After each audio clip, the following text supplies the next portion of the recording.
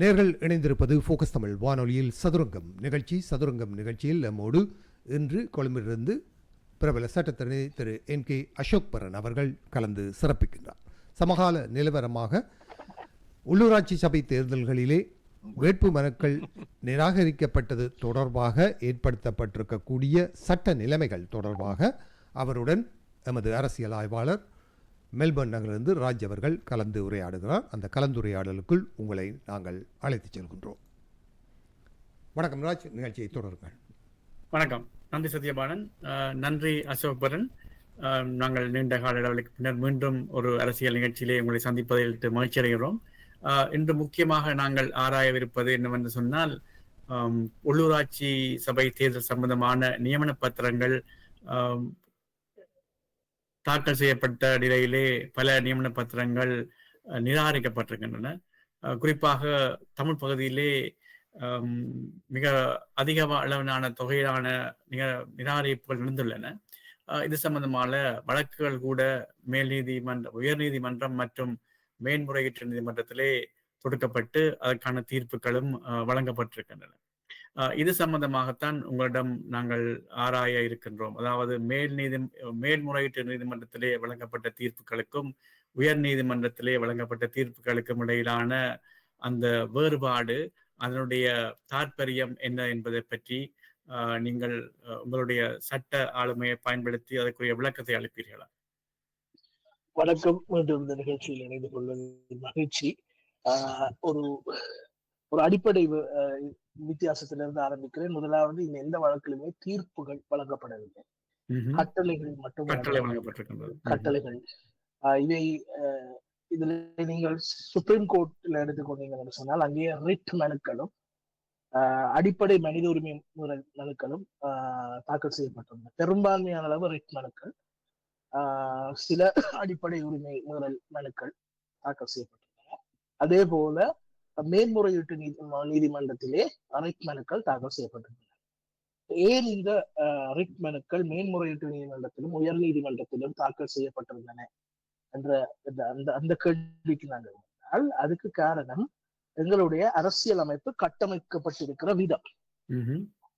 எங்களுடைய அரசியலமைப்பிலே 14ஆம் திருத்தத்தினூடாகத்தான் independent commission, சுயாதீன ஆணைக்குழுக்கள் அறிமுகப்படுத்தப்பட்டன.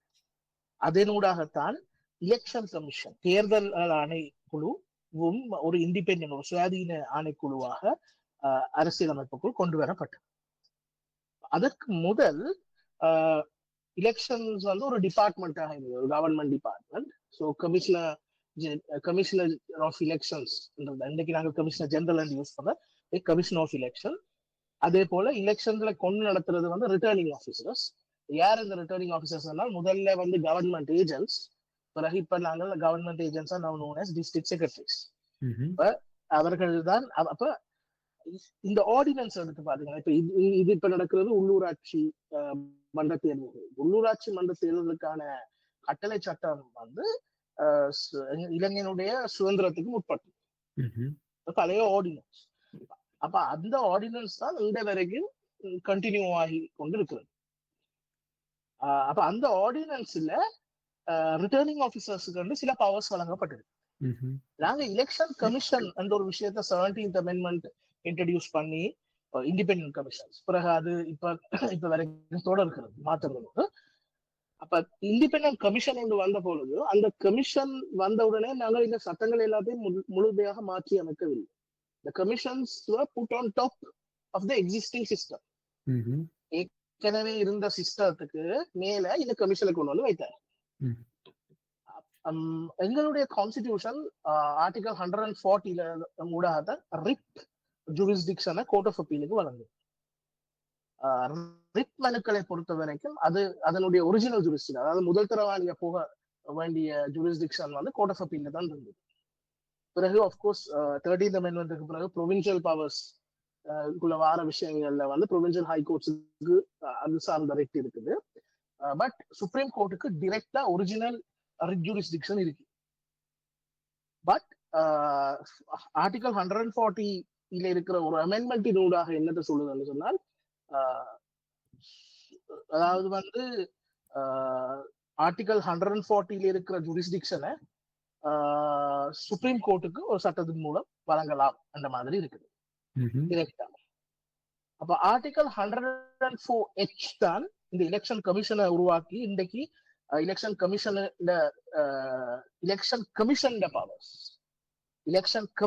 Powers டிசிஷன்ஸை நீங்க சேலஞ்ச் பண்றதுன்னு சொன்னால் நீங்கள் சுப்ரீம் கோர்ட்டுக்கு போக வேண்டிய தேவையை ஆர்டிகல் 104H உருவாக்குது. ஸோ எலெக்ஷன் கமிஷனோட ஒரு டிசிஷனை நீங்க சேலஞ்ச் பண்றதால் நீங்கள் நேரா சுப்ரீம் கோர்ட்ல தான் ரிட் ஃபைல் பண்ணலாம். அதனாலதான் இவ்வளவு ரிட் ஃபைல் பண்ணது. ஆனால் அந்த கவுண்டர் இதுல ஒரு ஜட்ஜ்மெண்ட் ஒன்று இருக்குது. 5 judges of the Supreme Court. It's called Ghani versus Election Commission. இந்த ஜட்ஜ்மெண்ட் வந்த காலப்பகுதி 17th amendment ஒரு டிரான்சிஷன் பீரியட். அப்ப நடந்த லோக்கல் கவர்மெண்ட் எலெக்ஷன் டைம்ல வந்த ஜட்ஜ்மெண்ட். 17th amendment ஆனா எலெக்ஷன் கமிஷன் இன்னும் வராத ஒரு சந்தர்ப்பத்துல வந்த கேஸ். அந்த கேஸ்ல என்னன்னு சொன்னால் ரிட்டர்னிங் ஆபீசரையும் அப்ப இருந்த கமிஷனர் ஆஃப் எலெக்ஷனுக்கு எதிராக கோர்ட் ஆஃப் அப்பீல்ல ரிட்டன் தாக்கல் செய்யப்பட்டது. அப்ப ஆர்டிகல் 104H காரணம் காட்டி ஒரு அப்ஜெக்ஷன் எடுக்கப்பட்டது. இது சுப்ரீம் கோர்ட்டுக்கு போகணும், கோர்ட் ஆஃப் அப்பீலுக்கு வர முடியாது. Criminal objection court of appeal அதுக்கு சார்பாக தீர்த்த பொழுது அது சுப்ரீம் கோர்ட்டுக்கு போகும். சுப்ரீம் கோர்ட்ல 5 judges, ஜஸ்டிஸ் மார்க் பெர்னாண்டோட ஜட்ஜ்மெண்ட் மற்ற 4 பேரும் அதை எக்ரி பண்ணணும். அதே என்ன சொல்லிச்சு சொன்னால் the wording of 104H is அதாவது 104H the similar provision is such that only the exercise of the powers of the election commission and their chairman and members அது சேலஞ்ச் பண்ணத்தான் நீங்க நேரா சுப்ரீம் கோர்ட்டுக்கு வரணும்.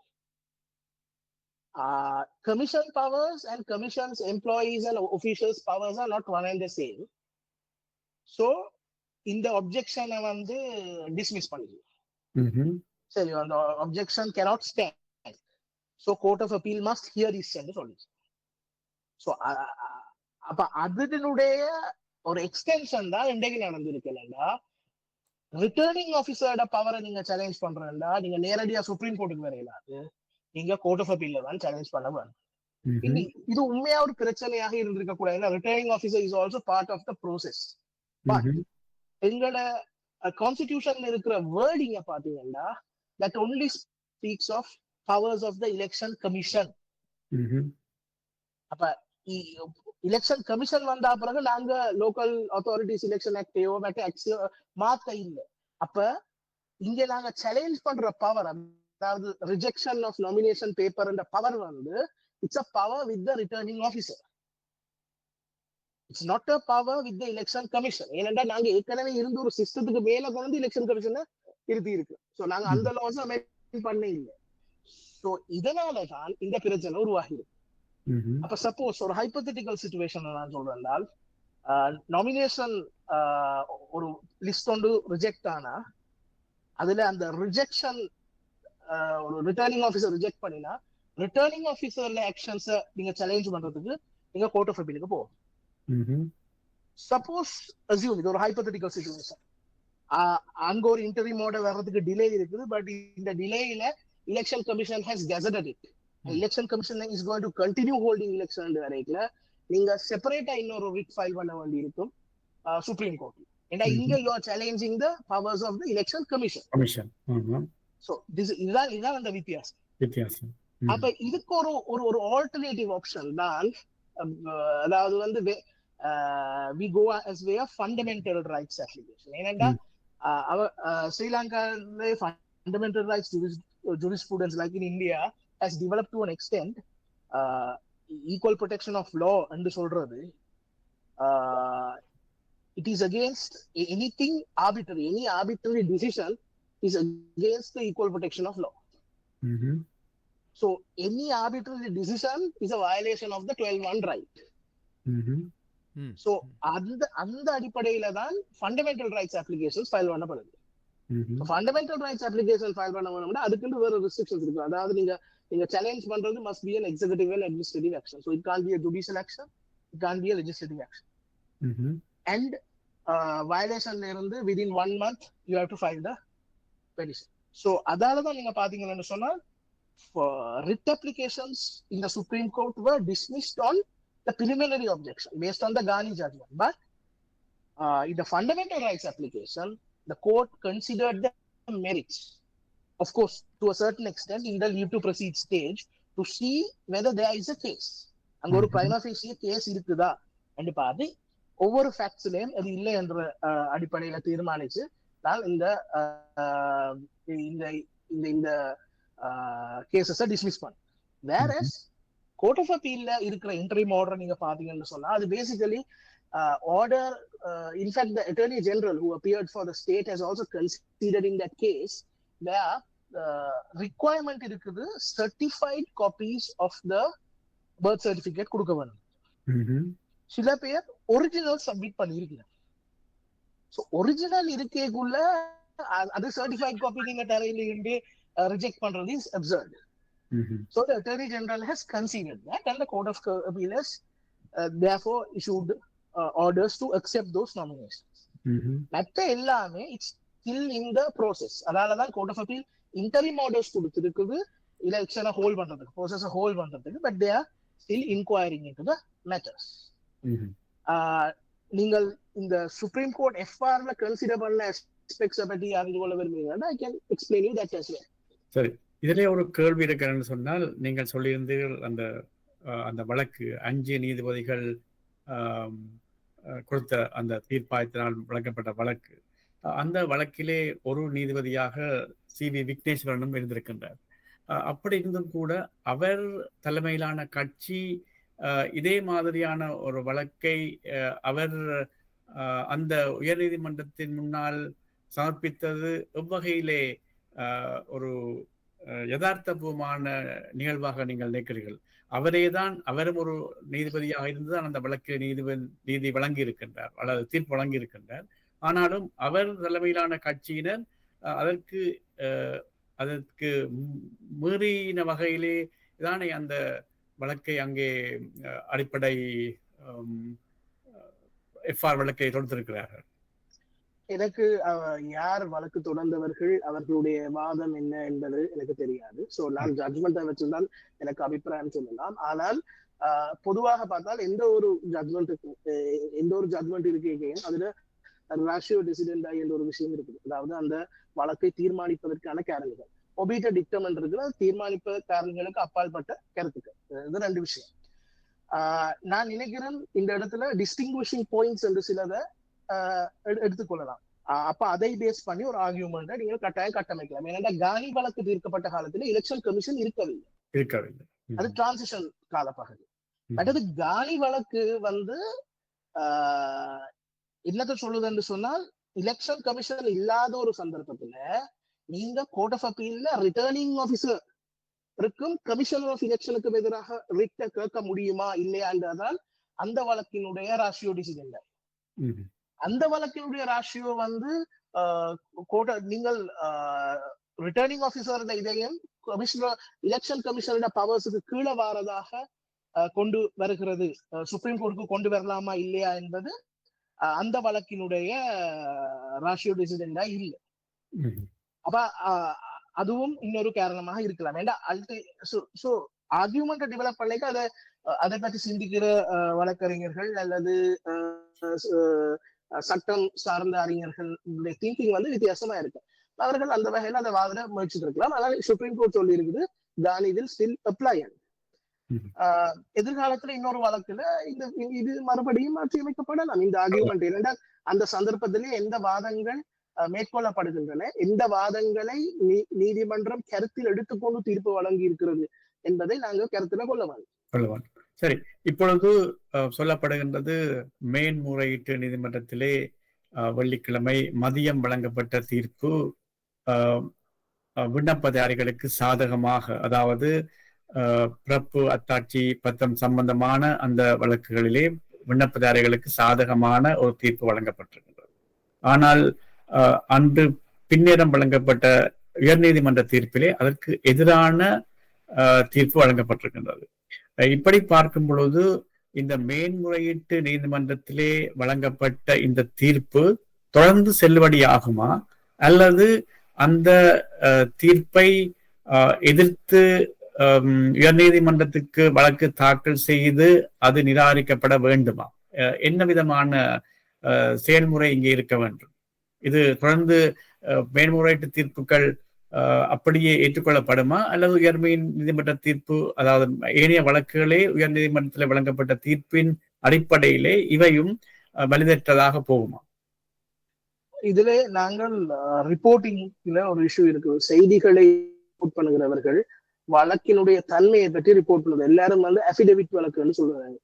ஆனால் அபிடேவிட் வழக்குகளை நிறைய வகையான பிரச்சனைகள் இருக்கிற அபிடேவிட் வழக்குகள் இருக்கு. உதாரணத்துக்கு இந்த பிறப்பு சான்றிதழ் என்று சொல்லிக்குள்ள ஒரு வகையான வழக்கு இருக்குது, பிறப்பு சான்றிதழ்ல ப்ராப்பர் சர்டிஃபைட் காப்பி கொடுக்காத வழக்கு.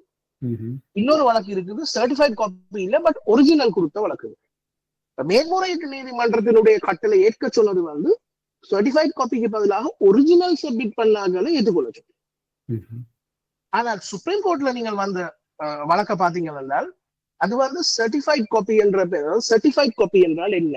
இதுக்கு சட்ட ரீதியான ஒரு டெபினிஷன் இருக்கு. அதாவது ஒரு டாக்குமெண்ட்டை ஆத்தரைஸ் பண்றதுக்கு யாருக்கு அதிகாரம் இருக்கு? அந்த டாக்குமெண்ட்டை ஆக்கினவர் அல்லது அதுக்கு சட்ட ரீதியான அதிகாரம் உள்ளவரால தான் அதை சர்டிஃபை பண்ண முடியும். ஆகவே ஒரு அட்டர்னி, ஒரு கமிஷனர் ஆஃப் கோர்ட்ஸுக்கோ ஒரு ஜஸ்டிஸ் ஆஃப் பீஸுக்கோ ஒரு டாக்குமெண்ட்டை சர்டிஃபைட் காப்பி என்று சர்டிஃபை பண்ண இயலாது. நீங்க சொல்வது சர்டிஃபைட் காப்பியா அல்லது அட்டஸ்டட் காப்பியா? என்ன அதான் சொல்றேன், the requirement is certified copy. Certify பண்ணலாம் யாருக்கு என்றால், ஒன்று அதை சர்டிஃபை பண்றதுக்கு அண்டர் லா அத்தாரிட்டி இருக்கிறது. இப்ப ஒரு ஜஸ்டிஸ் ஆஃப் பீஸுக்கு நீங்கள் ஒரு டாக்குமெண்ட் கொடுக்குறீங்க, அவர் அதை பார்த்துட்டு this is a true copy of what you have seen, அவ்வளவுதான். பட் அவர் பார்த்ததுடைய உண்மைத்தன்மை அவருக்கு தெரியாது. சோ சர்டிஃபைட் காப்பியை நீங்க சொல்றது நீங்கள் டிஸ்ட்ரிக்ட் செக்ரட்டேரியட்ல அப்ளை பண்ணி எடுத்தவர். அதுதான் அந்த சர்டிஃபைட் காப்பி. அதாவது அதனுடைய அத்தாரிட்டி ரெஜிஸ்டர் ஜெனரல் டிபார்ட்மெண்ட்ல இருந்தா நீங்க ரெஜிஸ்டர் ஜெனரல் டிபார்ட்மெண்ட்ல இருந்து எடுக்கணும். அதுதான் சர்டிஃபைட் காப்பி.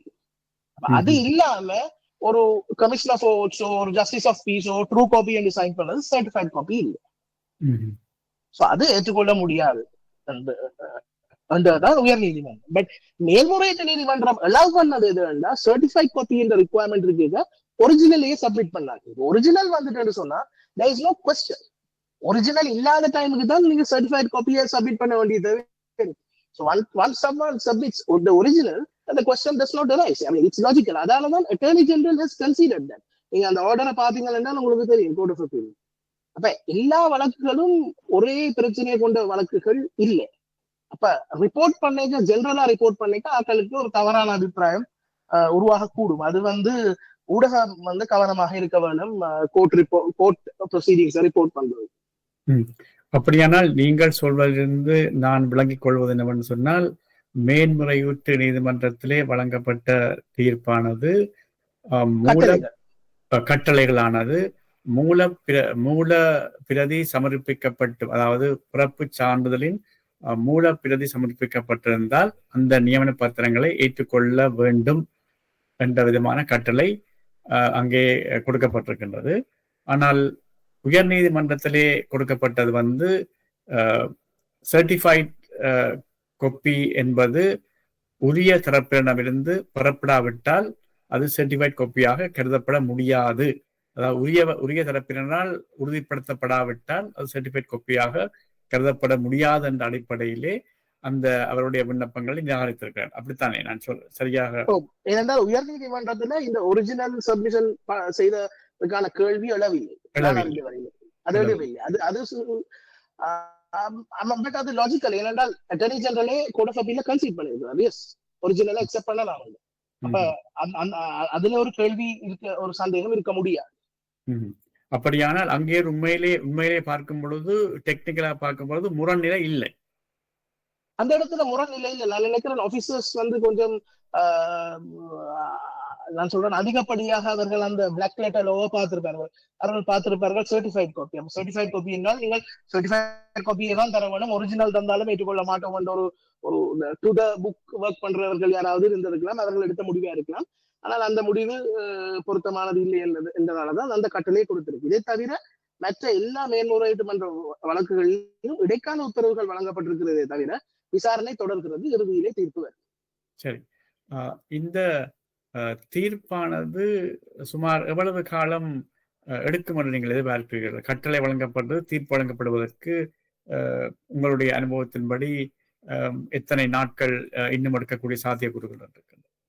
இது நீதிமன்ற வெக்கேஷன் காலம், இந்த நியூ இயர் வெக்கேஷன் காலம். ஆனாலும் நீதிமன்றம் 16ஆம் தேதிக்கு விசாரணையை பிக்ஸ் பண்ணிருக்கு. இன்னைக்கு கொலம்போ முனிசிபல் கவுன்சில் உட்பட்ட பல சில சில உள்ளூராட்சி மன்றங்களுக்கான தேர்தல் செயற்பாடுகளை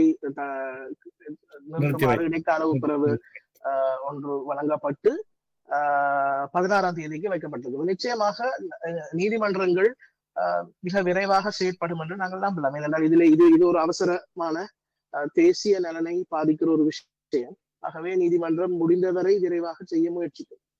சரி. இந்த வழக்குகளை பொறுத்தவரைக்கும் இப்படியான செயற்பாடுனால் இந்த உள்ளூராட்சி தேர்தலானது பிற்போடப்படுவதற்கான சாத்தியக்கூறுகள் இருக்கின்றன. ஒட்டுமொத்த உள்ளூராட்சி சபை தேர்தலும் பிற்கோளப்படுமா இல்லையா என்பது ஒன்று அட்மினிஸ்ட்ரேட்டிவ் டிசிஷன். ஆனால் அதை அவர்கள் இதுவும் எடுக்க இயலாது. ஆனால் நீதிமன்றம் ஒரு சந்தர்ப்பத்தில் வழக்கு விசாரணைக்கு இன்னும் நேரம் வேணும், ஒத்திவைக்கலாம் என்றால் அந்த குறிப்பிட்ட உள்ளூராட்சி மன்றத்துக்கான தேர்தல்கள் மட்டும் ஒத்திவைக்கப்படலாம். அப்படி நடந்த சந்தர்ப்பங்கள் முன்பு இருக்கிறது. ஒரு குறிப்பிட்ட உள்ளூராட்சி மன்றத்தில் இருக்கிறதான் பிரச்சனை என்று சொன்னால், என்றால் அந்த ஓட்டர்ஸ் அந்த இடத்துலதான் ஓட் பண்ண போகிறார்கள். மற்றவை பிரச்சனை இல்லாதவை நடத்தப்படலாம், பிரச்சனைக்குரியவை மட்டும் காலம் தாண்டி நடத்தப்படக்கூடிய ஒரு சூழல் உருவாகலாம். சரி. தமிழ் தரப்பை பொறுத்த வரைக்கும் இந்த புதிய ரிக்வயர்மெண்ட் அல்லது தேவைப்பாடானது இங்கே பூத்தப்பட்டிருப்பது தமிழ் மக்களுடைய அந்த வாக்குரிமையை அல்லது தமிழ் கட்சிகளுடைய அந்த பங்கு பெற்றலை தவிர்ப்பதற்காக அரசாங்கத்தினால் வேண்டுமென்று செய்யப்பட்டதான ஒரு குற்றச்சாட்டு, சதி என்று கூட குற்றச்சாட்டு இருந்தார்கள். இது பற்றி உங்களுடைய கருத்து என்ன? இதுல சதி ஒன்றும் இல்லை. உங்களுக்கு ஒரு சட்டம் இருக்கிறது, அதுல எழுத்து ரீதியா இருக்கிறது. உங்களுக்கு இன்ஸ்ட்ரக்ஷன்ஸ் வருது எலெக்ஷன் கமிஷன்ல இருந்து. அதை ஃபாலோ பண்ண வேண்டியது கடமை. அதை ஃபாலோ பண்ணாமல் பிளவிட்டால் அதை எடுத்தெடுப்புல நாங்கள் எல்லாவற்றையும் சரியாக பிளேம் பண்ணலாம். இது ஒரு கான்ஸ்பிரசி தியரி திங்கிங். அப்படி உங்களுக்கு தரப்பட்ட அந்த அந்த அந்த அந்த ரிக்வயர்மெண்ட்ஸ் நீங்கள் நினைச்சீங்கன்றால் இது அநியாயமானது, இது அல்லது இது எதேச்சாதிகாரமானது என்றால் அது வந்த பொழுதே நீங்க நீதிமன்றத்தை நாடி சொல்லியிருக்கலாம், அதை கோஸ்ட் பண்ண சொல்லி. இது போல இது எதேச்சாதிகாரமானது, இந்த ரிக்வயர்மெண்ட்ஸ் தேவையில்லை, இது சட்ட விரோதமானது, இது இல்ல முறை மட்டும் இது நீங்கள் சொன்னீங்க தமிழ் தரப்புக்கு அநியாயம் செய்வதற்காக கொண்டு வரப்பட்டிருக்கு என்றால் ஒன்று அதை ஃபாலோ பண்ணியிருக்கணும், இல்ல அது பிழை என்றால் அதை கொஸ்ட் பண்றதுக்கு நீதிமன்றத்துக்கு போயிருக்கணும். அது நீங்கள் அதை ஏற்றுக்கொண்டுட்டு அதை ப்ராப்பரா ஃபாலோ பண்ணலைன்றத பிளேம் பண்றது ஒரு அவ்வளவு நியாயமற்றது சொல்றீர்கள். சரி, இல்ல படவில்லை. அது நீங்க ஒப்ஜெக்டிவா பாத்தீங்கன்னா ஒரு விஷயம் தவறு என்று நீங்கள் நினைத்தால் ஒன்று அதை நீங்க சேலஞ்ச் பண்ணலாம், இல்லாட்டி அதை ஃபாலோ பண்ணுவோம். சோ ரெண்டும் கட்ட நிலையில இருக்கிறது பொருத்தமானது இல்ல. சரி, அடுத்ததாக நீங்கள் தேசிய முக்கியத்துவம் வாய்ந்த வழக்காக இது கருதப்பட்டு விடுமுறை நாட்களிலும் இது விசாரணைக்காக அழைக்கப்பட்டிருக்கின்றது. இதே மாதிரியான ஒரு தேசிய முக்கியத்துவம் வாய்ந்த வழக்கு இல்லாமலும் கூட கடந்த திங்கட்கிழமை ஒரு பெண் சட்டத்தினுடைய வழக்கு மேல்முறையீட்டு நீதிமன்றத்தினால் என்று நினைக்கின்றேன் அழைக்கப்பட்டிருக்கிறது. இது என்ன வகையிலே இந்த வழக்கு அந்த நீதிமன்றத்தின் விடுமுறை நாளிலும் அழைக்கப்பட்டதாக கருதப்பட முடியும்? சட்டத்தரணிகள் சங்கத்தினுடைய அந்த வழக்கிலே பெட்டிஷனர் சட்டத்தரணிகள் சங்கத்தினுடைய தலைவர். சட்டத்தரணிகள் சங்கம் ஒரு அவசர முடிவு எடுத்ததாக ஒரு மிகப்பெரிய அநீதி இழைக்கப்பட்டிருக்கிறது என்ற ஒரு அவசர முடிவு எடுத்து அவர்களுடைய வேண்டுகோள் ஒரு பெட்டிஷன்ல அவர்களோட ஃபேக்ஸை போட்டிருக்கிறார்கள். அதை ஏற்புடையதாக கருதிய மேல்முறையீட்டு நீதிமன்றம் அதனை அந்த வழக்கை அந்த சந்தர்ப்பத்திலே எடுத்திருக்கு. இதே மாதிரியாக வேறு என்ன சந்தர்ப்பங்களிலே இந்த தேசிய முக்கியத்துவம் வாய்ந்த வழக்குகள் இப்படியாக எடுக்கப்பட்ட சந்தர்ப்பங்கள் அண்மையிலே ஏதாவது இது தவிர ஏதாவது உங்களுக்கு தெரிஞ்ச வகையில இருக்குமா? பல பல சந்தர்ப்பங்கள் இருக்குது. உதாரணத்துக்கு தேர்தல் என்ற ஒரு டெட்லைன் வரைக்குள்ள அரசா நீதிமன்றம் கோவிட் காலத்திலே கூட, அதாவது கோட்டாபய ராஜபக்ஷ ஜனாதிபதியாக இருந்த பொழுது அவர் கோவிடை காரணம் காட்டி பொது தேர்தலை அந்த சந்தர்ப்பங்களிலே பல பெட்டிஷன்கள் ஃபைல் பண்ணப்பட்டது. அப்ப இந்த லாக்டவுனை தாண்டியும் உயர் நீதிமன்றம் அந்த அந்த அந்த வழக்குகளை விசாரிக்கும். அது தொடர்ந்து நான் நினைக்கிறேன் 5 நாட்கள் 6 நாட்கள் தொடர்ந்து விசாரணை நடந்த ஒரு வழக்கு. அப்படியான பல சந்தர்ப்பங்கள் இருக்கின்றன. நீதிமன்றம் இரவு 9 மணி வரை உயர் நீதிமன்றம் விசாரணைகள் நடத்திய வழக்குகளும் இருந்திருக்கிறது. தேவை ஏற்படும் பொழுது அதுக்கான முக்கியத்துவம் கருதி, அவசரத்தன்மை கருதி நீதிமன்றம் அந்த அந்த அந்த முடிவுகளை எடுத்திருக்கு. நான் இருக்கேன் 2018ஆம் ஆண்டு ரணில் விக்ரமசிங்கனுடைய அந்த ஆட்சி கவிப்பு வழக்கிலே உயர் நீதிமன்றம் நீண்ட நேரம் இந்த வழக்கை எடுத்ததாக தன் ஞாபகம் இருக்கின்றது. அடுத்ததான் நாங்கள் இந்த சட்ட விடயங்கள் இருந்து அரசியல் விடயங்களுக்கு போவோமானால், போவதற்கு முன்னர் சத்யபாலன், உங்களுக்கு ஏதாவது இது சம்பந்தமான கேள்வி இருந்தால் நாங்கள் கேட்டுவிட்டு அரசியல் விடயத்துக்கு போவோம். இளையராஜ், நீங்கள் தொடருங்கள். இது சட்ட ரீதியான விஷயங்கள். ஆகவே அடுத்ததாக நாங்கள் அரசியல் ரீதியாக பேசுவோமானால், இலங்கையில் இப்பொழுது உள்ளூராட்சி மன்ற தேர்தல் அறிவிக்கப்பட்டிருந்து மே 6ஆம் தேதி நடைபெறவிருக்கின்றது. இதிலே எந்த கட்சிக்குரிய வெற்றி வாய்ப்பு கூடுதலாக இருக்குது என்று உங்களுடைய அறிவின்படி சொல்லக்கூடிய இருக்கு? அது மிக கடினமான ஒரு விஷயம். ஏனென்று சொன்னால், இலங்கையில் ஏற்பட்ட இந்த பொருளாதார பிறழ்வு என்பது ஒருவேளை பொருளாதார பிறழ்வு மட்டுமல்ல, அது இலங்கையினுடைய இந்த பொலிட்டிக்கல் ட்ரெண்ட், அரசியல் தொடர் ட்ரெண்டை பிறழ்வடைய செய்துவிட்டது. அப்ப இந்த சந்தர்ப்பத்திலே புதியவர்களுக்கு நிறைய வாய்ப்புகள் இருந்தன. அந்த வாய்ப்புகளின் மூலம் அது எல்லா இடமும் நடந்தது. அதுக்கு வழக்குகளுக்கு கூட விதி விலக்கு அல்ல. அப்ப அந்த ஒரு அனுர அலை ஒன்று சொன்னாங்க, ஜேவிபியினுடைய அலை என்றால் ஒரு 3வது மாற்று சக்தியாக. அதுக்கு காரணம் வேறு 3வது மாற்று சக்தியாக இங்க எந்த சக்தியும் எழும்பவில்லை, கட்டி எழுப்பப்படவில்லை. அப்ப ஒரு ஆன்டி எஸ்டாப்ளிஷ்மெண்ட் சென்டிமெண்ட் ஒன்று மக்கள் மத்தியிலே உருவானது. அந்த ஆன்டி எஸ்டாப்ளிஷ்மெண்ட்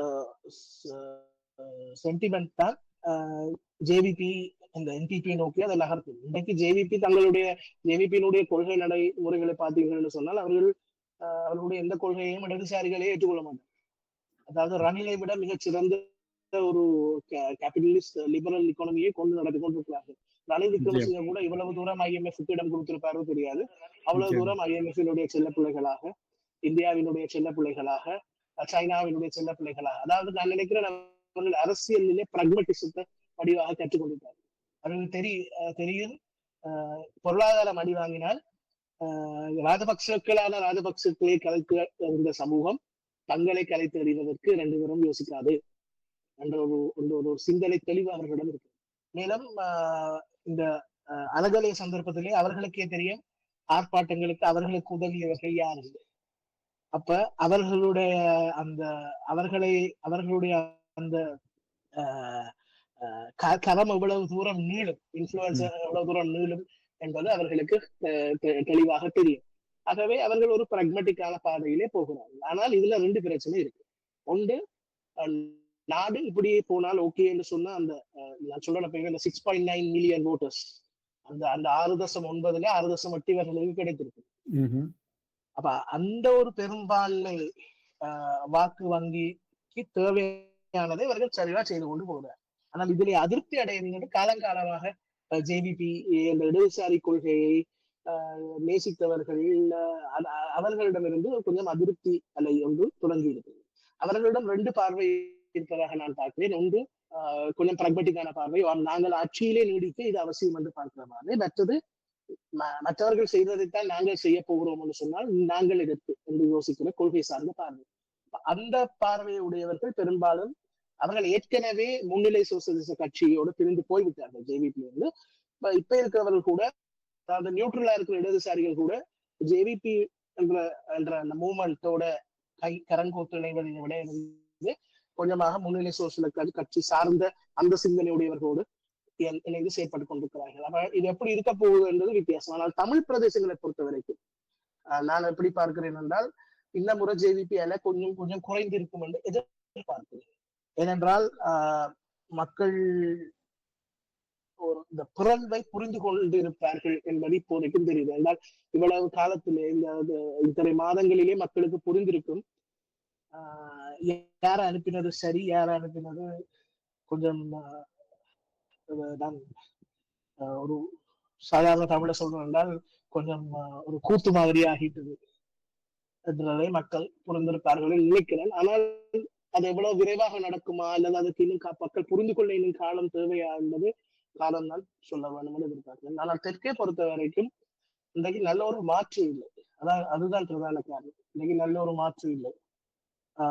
அந்த மாற்று உருவாகாத வரை ஜேவிபியால தங்களை இன்ஃபுளுன்ஸை நீட்டிக்க முடியும். ஏனென்றால் ராஜபக்சக்களால இன்னும் தலையெடுக்க முடியாத ஒரு சூழல் இருக்கிறது. ராஜபக்சக்கள் அவர்கள் அளவுக்கு ஒரு ப்ரொபகேண்டாவை கொண்டு போகிற திறனோ இயலுமையோ அப்படிப்பட்ட அரசியல் தெரிந்தவர்களோ இன்னைக்கு சமகி ஜன பலவேகியவிடம் இருப்பதாக எனக்கு தெரியவில்லை. அது அவர்களுடைய ஒரு ஒரு பெரும் பின்னடைவுக்கு காரணம். அது ஒரு முறையான தலைமைத்துவம் இல்லாத ஒரு ஒரு ஒரு ஒரு அமைப்பாகத்தான் தென்படுகிறது. அதற்குள் நிறைய உட்கட்சி பூசல்கள் இருக்கிறது. அதையெல்லாம் சிக்கலான ஒரு ஒரு இடத்திலேதான் கொண்டு வந்து விட்டு இருக்கிறது. மலையகத்தை பொறுத்தவரையிலும் மலையகத்தினுடைய சம்பிரதாய பூர்வ கட்சிகள் இடமிருந்து பலம் கொஞ்சம் என்பிபி பக்கம் போயிருக்கிறது. ஆனால் இந்த கொஞ்ச காலத்திலும் என்பிபியினரால அவர்கள் எதிர்பார்த்த அளவுக்கு அங்கே அவர் அந்த மக்களுக்குரிய விஷயங்களை செய்யவில்லை என்ற ஒரு அதிருப்தி அலை அங்கேயும் உருவாக தொடங்கி இருக்கிறது. அதனுடைய எதிரொலி எப்படி இருக்கும் என்று நாங்கள் பார்க்கத்தான் வேண்டும். திருப்பி நாங்கள் வடக்குகளை பார்த்தோம் என்றால் தமிழ் கட்சிகள் இன்றைக்கு நல்லா பிரிந்து போயிருக்கிறார்கள். அது அவ்வளவு ஆரோக்கியமான ஒரு விஷயம் இல்லை. அரித்மெட்டிக்கலி பார்த்தால் வாக்குகள் சிதறுவது என்னென்றால் இது நான் ஒன்றும் புதுசா சொல்லவில்லை. இதை தமிழ் கட்சிகள் பல தசாப்தங்களுக்கு பிறகு உணர்ந்து கொண்ட பொழுதுதான் கூட்டமைப்பு என்ற ஒன்றுக்கு வந்தாங்க. ஏன்னா அரித்மெட்டிக் அதுக்கு பெரிய காரணம் ஒன்றும் இல்லை. அரித்மெட்டிக்ஸ் கூட்டமைப்பு என்பது ஒரு தேர்தல் கூட்டு. அந்த யதார்த்தத்தை நாங்கள் புரிந்து கொள்ளணும். ஏன்னா அந்த தேர்தல் கூட்டில ஒரே லாபம் தமிழர் பிரதிநிதித்துவம் அதிகரித்து ஒரு தரப்புடன் இருக்கு, ஒரு குரலிலே பேசுவதற்கு வசதியா இருக்கு. அப்ப அதுல சேர்ந்த எல்லா கட்சிகளுக்குமே அது அரித்மெட்டிக்கலி பெனிஃபிஷியல். ஆனா இன்றைக்கு அந்த கூட்டு உடைந்து இருக்கிறது. ஏனென்றால் கொஞ்சம் அதுக்கு சாதாரணமாக இந்த ஒரு நாட்டிலும் எந்த ஒரு கூட்டணியிலும் நடக்கக்கூடிய பிளவுதான் ஒரு கட்டத்துக்கு மேல. ஆனால் அதனுடைய விளைவு என்னென்றால் மறுபடியும் இந்த அரித்மெட்டிக்ஸ் மாறும். இப்படித்தான் கள நிலவரங்கள் இருப்பதாக நான் அவதானிக்கிறேன். சரி, நாங்கள் தமிழ் பகுதிகளை பற்றி மீண்டும் விரிவாக ஆராய்வோம். தென்னிலங்கையை பற்றி ஆராய்ந்து விட்டு தென்னிலங்கையிலே சஜித் தனிநாட கட்சியும் ரணில் விக்ரமசிங்கோட கட்சியும் இணைவதற்கான ஒரு பேச்சுவார்த்தை நடப்பதாக சொல்லப்பட்டது. பின்னர் அது அப்படியே முறிவடைந்து போய்விட்டது. அதற்கான காரணம் என்னவென்று ஏதாவது சொல்லக்கூடியதா இருக்குமா? அதுக்கான காரணமாக நான் பார்ப்பது சஜித் பிரேமதாசவும் ரணில் விக்ரமசிங்கவும் ஒரு உரையினுள் 2 வாள்கள் இருக்க முடியாது என்பதுதான் அதற்கான காரணம். ஐக்கிய தேசிய கட்சியிலிருந்து சஜித் பிரேமதாச பிரிந்து போனதற்கும் அதுதான் காரணம். அதாவது ரணசிங்க பிரேமதாசவுக்கு இருந்த பொறுமை சஜித் பிரேமதாசவுக்கு இல்லை. ஜெயார் ஜெயாரும் ரணசிங்க பிரேமதாசவும் கிட்டத்தட்ட 2 துருவங்கள். அவர்களுடைய ஓட் பேங்க் வேற, அவர்கள் திங்க் பண்ற விதம் வேற, அவர்களுடைய அரசியல் வேற. ஆனால் அவர்கள் தொடர்ந்து இயங்கினார்கள், இணைந்து அவர்களுக்கு இயங்கக்கூடியதாக இருந்தது. பிரேமதாசனுக்கும் ஜெயாரை வச்சுக்கொண்டு தனக்கான செல்வாக்கை வச்சுக்கொண்டு அடுத்தது தன்னை மீறி யாரும் பெற முடியாது என்று உருவாக்கக்கூடிய ஒரு நிலைமை கட்சிக்குள்ள இருந்தது. நான் நினைக்கிறேன் அது செய்ய முடியாத போது அதிருப்தியாளர்கள் எல்லாரையும் கூட்டிக் கொண்டு வெளியில வெளிக்கின்ற மாதிரியான ஒரு செயற்பாட்டை தான் சஜித் பிரேமதாஸ் அவர்கள் செய்திருக்கிறார்கள். ஆகவே நான் அந்த 2 தலைமைகள் உண்டாக ஒரு இடத்துக்குள் வருவது என்பது மிக கடினமான ஒரு விஷயம். ஆனால் அரசியல்ல எப்ப என்ன நடக்கும் சொல்ல முடியாது. இந்திய சூழல்ல நான் நினைக்கிறேன் அவர்களுடைய தனிப்பட்ட ஈகோ அவர்களை ஒன்றிணைய விடாது. ஒருவேளை இரு கட்சிகளும் இணைந்தால், அதாவது ரணில் விக்ரமசிங்கே தன்னுடைய தலைமை பதவியை விட்டுக் கொடுத்து சஜித் பிரேமதாசா விட்டுக் கொடுத்தால், சஜித் பிரேமதாசாவினால் ஐக்கிய தேசிய கட்சியோ அல்லது இப்பொழுது உருவாக்க புதிய கட்சியையோ திறம்பட கொண்டு நடத்தக்கூடிய ஒரு தலைமைத்துவம் அவரிடம் தன்னுடைய தந்தையாரப்போல இருக்கிறது என்று நீங்கள் கருதுகிறீர்கள்? என்னுடைய தனிப்பட்ட அபிப்பிராயத்தை கேட்கிறீங்களா? இல்லை, நான் அப்படி நினைக்கவில்லை. சரி, அப்படித்தான் பல பேரும் கருதுகிறார்கள். அவருடைய தலைமைத்துவம் ஒரு உறுதியான அல்லது ஆளுமை மிக்க, உறுதியான சொல்றது ஆளுமை மிக்க தலைமைத்துவம் இல்லாதன் காரணமாகத்தான் அவரால் முன்னேறி செல்ல முடியாது இருக்கின்றது என்று தத்தளித்துக் கொண்டிருக்கிறார் சொல்லப்படுகின்றது. இந்த வகையிலே பார்க்கும் பொழுது ஜேவிபி ஆனது இன்னும் 2 வருடங்களுக்கு மேல் நிலைத்து நிற்பது சாத்தியம் இல்லை என்றும், மீண்டும் ரணில் விக்ரமசிங்கவுக்கு ஒரு அதிர்ஷ்டம் அளிக்கக்கூடிய வாய்ப்பு இருப்பதாகவும் சில அரசியல் புரசலான கதைகளும் அடிபடுகின்றது. அப்படி நடக்கக்கூடிய சாத்தியக்கூறுகள் இருப்பதாக உங்களுக்கு தென்படுகின்றது? அதுதான் நான் நினைக்கிறேன். ஜேவிபி மிக கவனமாக இருக்கிறார்கள் பொருளாதார விடயத்தில். அவர்கள் என்னென்னத்தை எல்லாம் முதல் வீராவேசத்தோடு எதிர்த்தார்களோ அதையெல்லாம் இன்றைக்கு தூக்கி பிடித்துக் கொண்டிருக்கிறார். IMF, இந்தியா உறவு, அதாவது இந்தியா இலங்கைக்கு வந்துவிட்டால் முதலிலே போராடுவது யார்? இலங்கைக்கும் இந்தியாவுக்கும் ஆக்கப்பூர்வமான ஒப்பந்தங்கள் இஸ்டாக்கு பிறகு வந்த எல்லாத்தையும், அதாவது India Sri Lanka free trade agreement அதெல்லாம் சைன் பண்ணப்பட்டது. அதுக்கு பிறகு வந்த ஒவ்வொன்றை கடைசியா வந்த எட்கா வரைக்கும் அதை முழுமையாக எதிர்த்து நின்று தீதுக்கிறங்கி போராடியவர்கள் ஜேவிபி. இன்றைக்கு அவர்கள் என்ன மித்திர விபூஷண விருதை பாரத பிரதமர் நரேந்திர மோடிக்கு வழங்கி இருக்கிறார்கள். இதுக்கு முதல் கடைசியா வழங்கப்பட்டது யசீர் அரஃபாத்துக்கு நினைக்கிறேன். மித்ர என்றால் நண்பன், அதையும் சொல்லிக்கொண்டு மித்ர விபூஷண என்பது இலங்கையில் வழங்கப்படுகிற விருதுகளில் வெளிநாட்டு தலைவர் ஒருவருக்கு வழங்கக்கூடிய அதி உயர் விருது. உள்நாட்டில் இருக்க சிவிலியன்ஸுக்கு வழங்கக்கூடிய அதி உயர் விருது வந்து ஸ்ரீலங்கா அபிமானியம். அதுக்கு ஒன்று குறைவு நான் நினைக்கிறேன் தேசமானிய, பிறகு அதுக்கு ஒன்று குறைவு தேசபாந்து. அதே போல ஒரு வெளிநாட்டு தலைவருக்கு வழங்கக்கூடிய அதி உயர் விருதுதான் இந்த மித்ர விபூஷண விருது. ஸோ அதை வழங்கி இருக்கிறார்கள். நினைக்கிறேன் மோடிக்கு வெற்றி. அன்றைக்கு இலங்கைக்கு வந்த ராமர் இலங்கையை முடித்து போனது, இலங்கையில் வெற்றி கண்டு போன இடம் வந்து ராமேஸ்வரம்.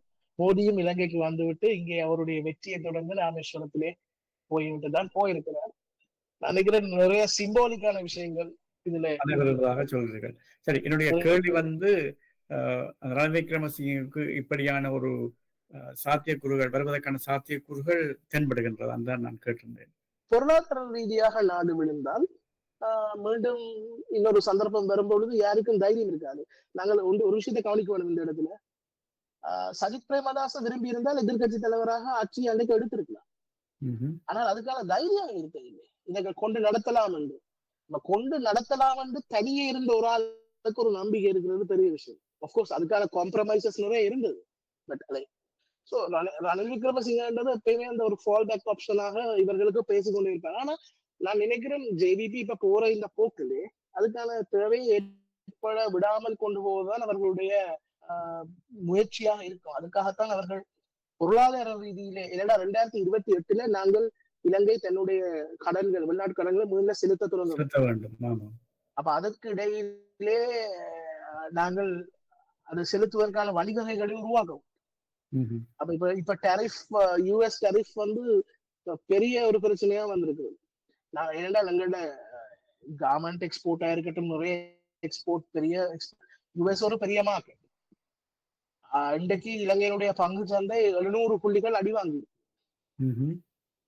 ஆகவே இதையெல்லாம் எப்படி நெகோசியேட் பண்ணி வெளியில வரப்போகிறார்கள் என்பதிலே தான் ஜேவிபியினுடைய வெற்றி இருக்கிறது. இல்லை என்றால் ரணில் விக்ரமசிங்கனுடைய வருகை நடக்க முடியாதது ஒன்று அல்ல. அல்ல. ஆம்.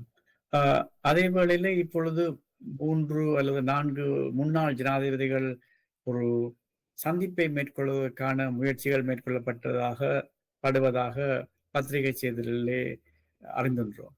இது பற்றி ஏதாவது உங்களுக்கு சொல்லக்கூடிய இருக்கும்? நான் நினைக்கிறேன் அதுக்கான காரணம் எதிர்கட்சிக்கு ஒரு வேக்யூம். இங்க வந்து இன்னொரு ஜேவிபியை சவாலுக்கு உட்படுத்தக்கூடிய ஒரு தரப்பு வந்து இல்லை. அது வந்து இப்ப எஸ்ஜேபி மட்டும்தான். ஆனா எஸ்ஜேபி வந்து ரணில் விக்ரமசிங்கோடையோ ராஜபக்சேகளோடையோ சேர்ந்து வந்து தயாராக இல்லை. அப்ப இன்னொரு பலமான மற்றவர்கள் எல்லாமே தங்களுடைய அரசியல் பாதையை ஏதோ ஒரு வகையிலே கட்டமைக்க வேண்டும். அதுக்கான முயற்சிகளாக தான் இந்த பேச்சுவார்த்தைகள் இடம்பெறுகின்றன. உண்மையிலேயே 2015 ராஜபக்சேக்களை வீழ்த்துவதற்கு எல்லா எதிர்கட்சிகளும் ஒன்றிணைந்தன. அப்ப அது போல ஒரு கட்டமைப்பை உருவாக்கலாமா என்றும் இவர்கள் சிந்தித்துக் கொண்டு. ஏன்னா யோசித்து பார்த்தால் நாங்கள் மேத்தமெட்டிக்ஸ் அரித்மெட்டிக்கலா பார்த்தா சஜித் பிரேமதாசன் ரணில் விக்ரமசிங்கனுடைய போட்ஸை நாங்க உண்டாடுத்தோம் என்று சொன்னாங்க. பிரசிடென்சியல் எலெக்ஷன்ல அவர்கள் வென்றிருப்பார். ஆனால் அந்த அந்த பிளவு வந்து அந்த தோல்விக்கு ஒரு முக்கிய காரணம். அது வந்து ஒரு 3 ஹார்ஸ் ரேஸாக மாறிவிட்டது. அப்ப இதுல சஜித் பிரேமதாச தரப்பினுடைய நியாயத்தை பார்த்தா அவர் சொல்வார்கள், நாங்கள் தான் அதிக எண்ணிக்கை வச்சிருக்கிறோம், ஆகவே போட்ஸை பிளவுபடுத்துவது ரணில் விக்ரமசிங்க. ரணில் விக்ரமசிங்க தரப்பு வாதத்தை பார்த்தா நாங்கள் இன்கம்பன்ட் president, I have a right to contest. நீங்கள் தான் பிளவுபடுத்தி விட்டீர்கள்.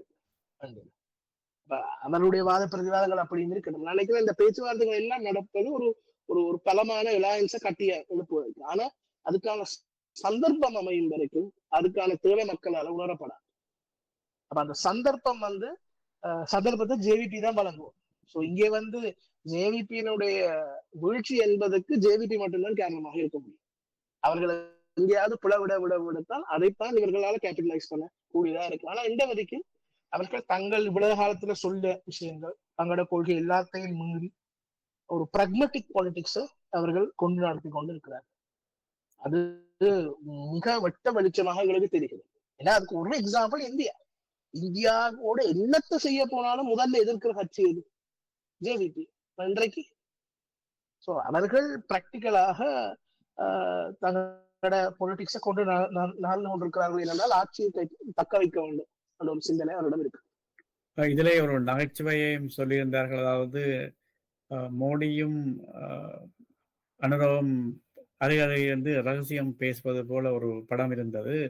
அதிலே மோடி கேட்கிறார், பொதுவாகவே இந்திய தலைவர்கள் வரும் பொழுது கருப்பு கொடி காட்டிக் கொண்டிருப்பார்களே, அவர்களை இப்போது காணவில்லை, எல்லாரையும் நீங்கள் சிறையில் அடைத்து விட்டீர்களான்னு. அதுக்கு அவர் சொல்றார், இல்லை அது நாங்கள் தான் சொல்லி சொல்லுவார். அப்படியான நிலைமை இருக்கிறது.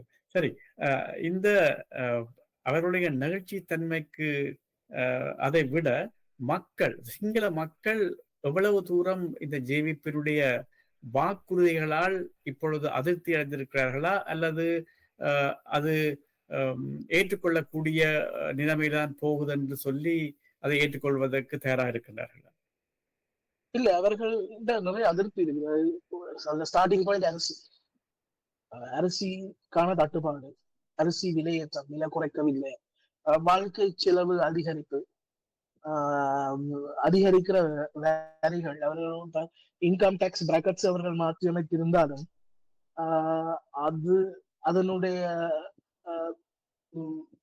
அதனுடைய நீங்க அதுல கொடுத்த அந்த நிவாரணம் நீங்கள் இங்கால இருக்கிற விலைவாசி ஏற்றத்தோடையும் அதோடையும் சரிபட்டு. ஆகவே இவையெல்லாம் அவர்களுக்கு தேவையான அளவு திருப்தியை வழங்கவில்லை. அதை சரி செய்வதற்காகத்தான் இப்ப நீங்க பாத்தீங்கன்னு சொன்னால் ராஜபக்சேவுக்கு எதிரான சட்ட நடவடிக்கைகள் எல்லாம் எடுக்கப்பட்டிருக்கிறது. நான் நினைக்கிறேன் ஜேவிபியினுடைய வெற்றி என்பது மக்களினுடைய ஒரு இமோஷனல் அவுட்பர்ஸ்ட் தான். மக்களுக்கு எஸ்டாப்ளிஷ்மெண்ட் மேல இருந்த கோபம், எஸ்டாப்ளிஷ்மெண்ட் என்று சொல்ல காலங்காலமாக ஆட்சி செய்தவர்கள், அவர்கள் மீது இருந்த ஒரு கோபம். ஏனென்றால் அந்த பொருளாதார நெருக்கடி என்பது இலங்கை மக்களை கடுமையாக பாதித்த ஒரு விஷயம். ஒரு வாழ்க்கையே புரட்டி போட்ட ஒரு நிலைமை. குறிப்பாக தெற்கு அப்படி ஒன்றை எதிர்கொண்டிருக்காங்க. வடக்குக்கு பழகி போன விஷயம் அது. ஆனா தெற்குக்கு அது அது ஒரு மிக அழுத்தமான ஒரு விஷயம். அப்ப இந்த நாட்டை அந்த இடத்துலதான் ஜேவிபி நெரட்டிவ் வந்து ஒர்க் பண்ணி ஜேவிபி அந்த நெரட்டிவ் எப்படி செட் பண்ணிச்சிருந்தால் இந்த பிரச்சனைக்கு எல்லாம் காரணம் நாட்டை இதற்கு முதல் கொள்ளையடித்தது. இக்கோனாமிக் டேர்ம்ஸ்ல பார்த்தோம்னு சொன்னால் எங்களுடைய தொடர்ந்து எடுத்த இக்கோனாமிக் பாலிசி டிசிஷன் ஸ்ரீலங்கால இக்கோனாமிக் வீழ்ச்சிக்கு பிரதான காரணங்கள் உண்டு இலங்கையில இருந்த லெப்டிஸ்ட் பாலிசி டிசிஷன். ஜெயாஜாவதனை கூட நிறைய வெல்ஃபேர் ஸ்கீமா வந்து அப்படியே தான் வச்சிருக்கு. அவர் தான் இந்த நாட்டை டெமோக்ராட்டிக் சோசியலிஸ்ட் ரிப்பப்ளிக் என்று பேரும் வச்சார். அப்ப இலங்கையில இருந்து தொடர்ந்து செய்யப்பட்ட இந்த பொருளாதார முறை வந்தால் இலங்கையை வந்து இவ்வளவு மோசமான ஒரு நிலைக்கு கொண்டு வந்து விட்டு ஊழல் அதெல்லாம் காரணமாக இருந்தாலும் இலங்கையில வந்து நல்ல கன்சிஸ்டன்ட் பாலிசி மேக்கிங் இருக்கு. நாங்க ஈஸியா கம்பேர் பண்ணக்கூடிய நாடு சிங்கப்பூர். பலரும் சில ஸ்டாட்டிஸ்டிக்கா பார்த்து சொல்றார்கள் இலங்கை சுதந்திரம் அடைவிக்க தெற்காசியாவிலேயே நல்ல பணக்கார நாடுகள் உண்டு கிடைக்கும். அப்ப எங்க நாங்கள் விழுந்தோம்னு பார்த்தா நாங்க இக்கோனமியை பற்றி யோசிக்கல. இக்கோனமியை தவிர எல்லாத்த பற்றியும் யோசிக்கும். மொழி, கலாச்சாரம், மத காப்பாற்றணும், இதை காப்பாற்றணும்ன்றதுல காப்பாற்ற வேண்டியதை கைவிட்டு சிங்கப்பூர் got its priorities. அதுக்கு ஒரு காரணம் இருக்கு. அவர்கள் ஒரு ஹிஸ்டாரிக்கல் பேகேஜோட வேற இல்லை. இலங்கை வந்து ஒரு ஹிஸ்டாரிக்கல் பேகேஜை நாங்களே உருவாகி கொண்டு தாங்களே தங்களுக்கு உருவாகி கொண்டு அந்த போட்டுக்கொண்டு நாங்கள் 2000 வருடத்தினுடைய தொடர்ச்சி அதை காப்பாற்றணும், இதை காப்பாற்றணும், இது போயிடும் அது போயிடும் எல்லாம் சண்டை பிடிக்கும். இன்றைக்கு பிராக்டிக்கலாக பார்த்தால் இன்றைக்கு வளர்ச்சி அடைந்த சமூகங்கள் இருந்து வரவர்கள் எல்லாம் தங்கள் பிள்ளைகளை ஆங்கிலத்தில் படிக்க வைத்து கொண்டு. அப்ப நான் நினைக்கிறேன் இலங்கையினுடைய இந்த வீழ்ச்சிக்கு காரணமாக இருந்தது இந்த பொருளாதாரம். ஆனா அது எப்படி இருந்தாலும் ஜேவிபி எப்படி ஒரு நரேட்டிவ் பில்ட் பண்ணிச்சு, இதுக்கு நாட்டை கொள்ளை அடித்தவர்கள் தான் காரணம் இதுக்கு முன்னு. அப்ப அந்த ஆன்டி எஸ்டாபிலிஷ்மென்ட் சென்டிமெண்ட்ல தான் அதனுடைய ஒரு எழுச்சியா தான் மக்களுக்கு எங்களுக்கு ஒரு ஆல்டர்னேட்டிவும் இல்லை, எல்லாம் எஸ்டாபிலிஷ்மெண்ட் தான், நாங்கள் மூன்றாவது தரப்புக்கு போட போறோம் வந்து ஜேவிபி போடும்.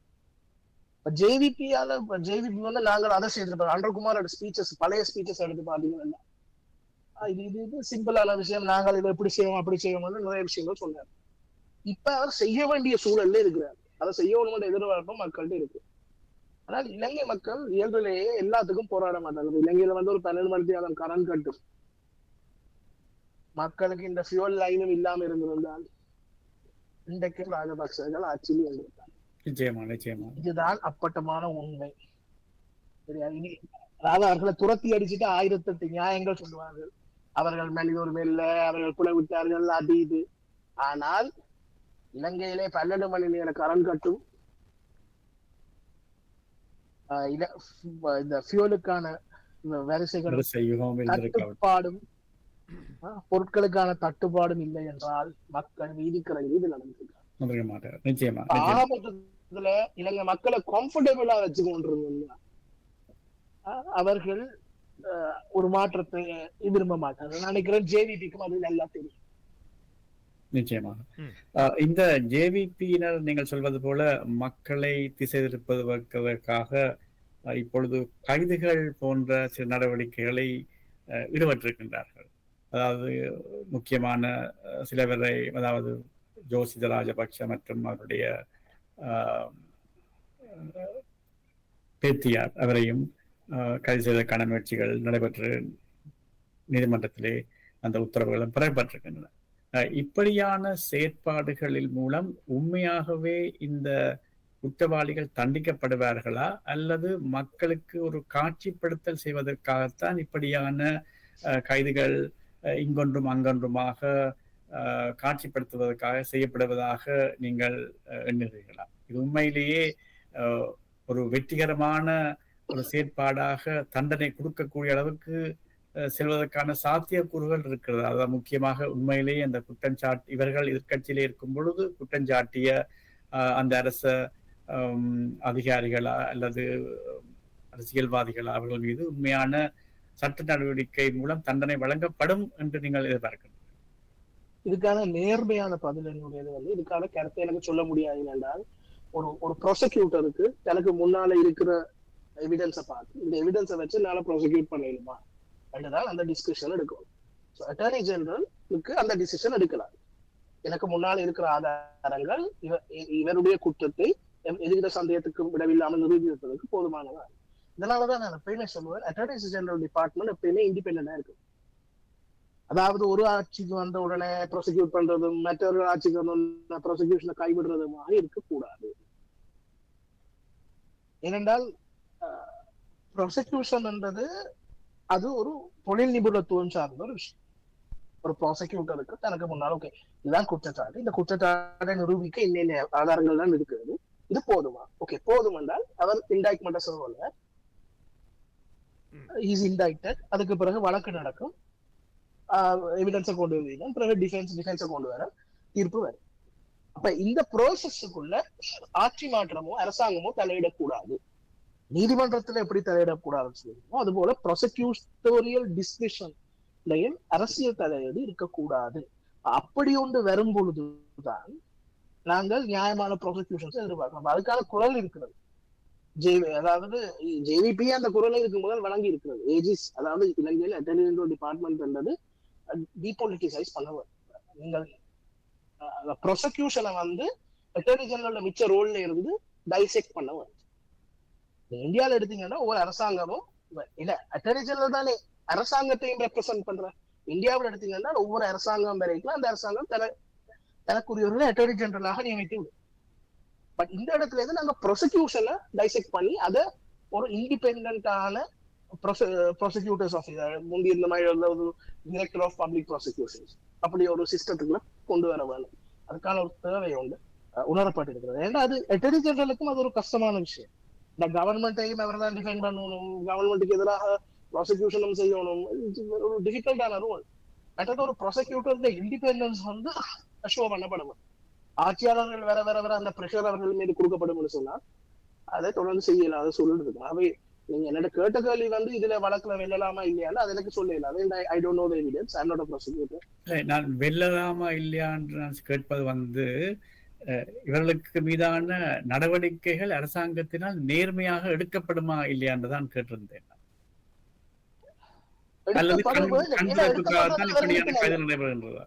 எடுக்கப்படுவது அவர்களுக்கு ரெண்டு விதம் தான் நல்ல. ஒன்று ராஜபக்சர்கள் அவருடைய அரசியல் எதிரிகள். இரண்டாவது இந்த நடவடிக்கை எடுப்போம் என்பது மக்களுக்கு அவர்கள் கொடுத்த வாக்குறுதி.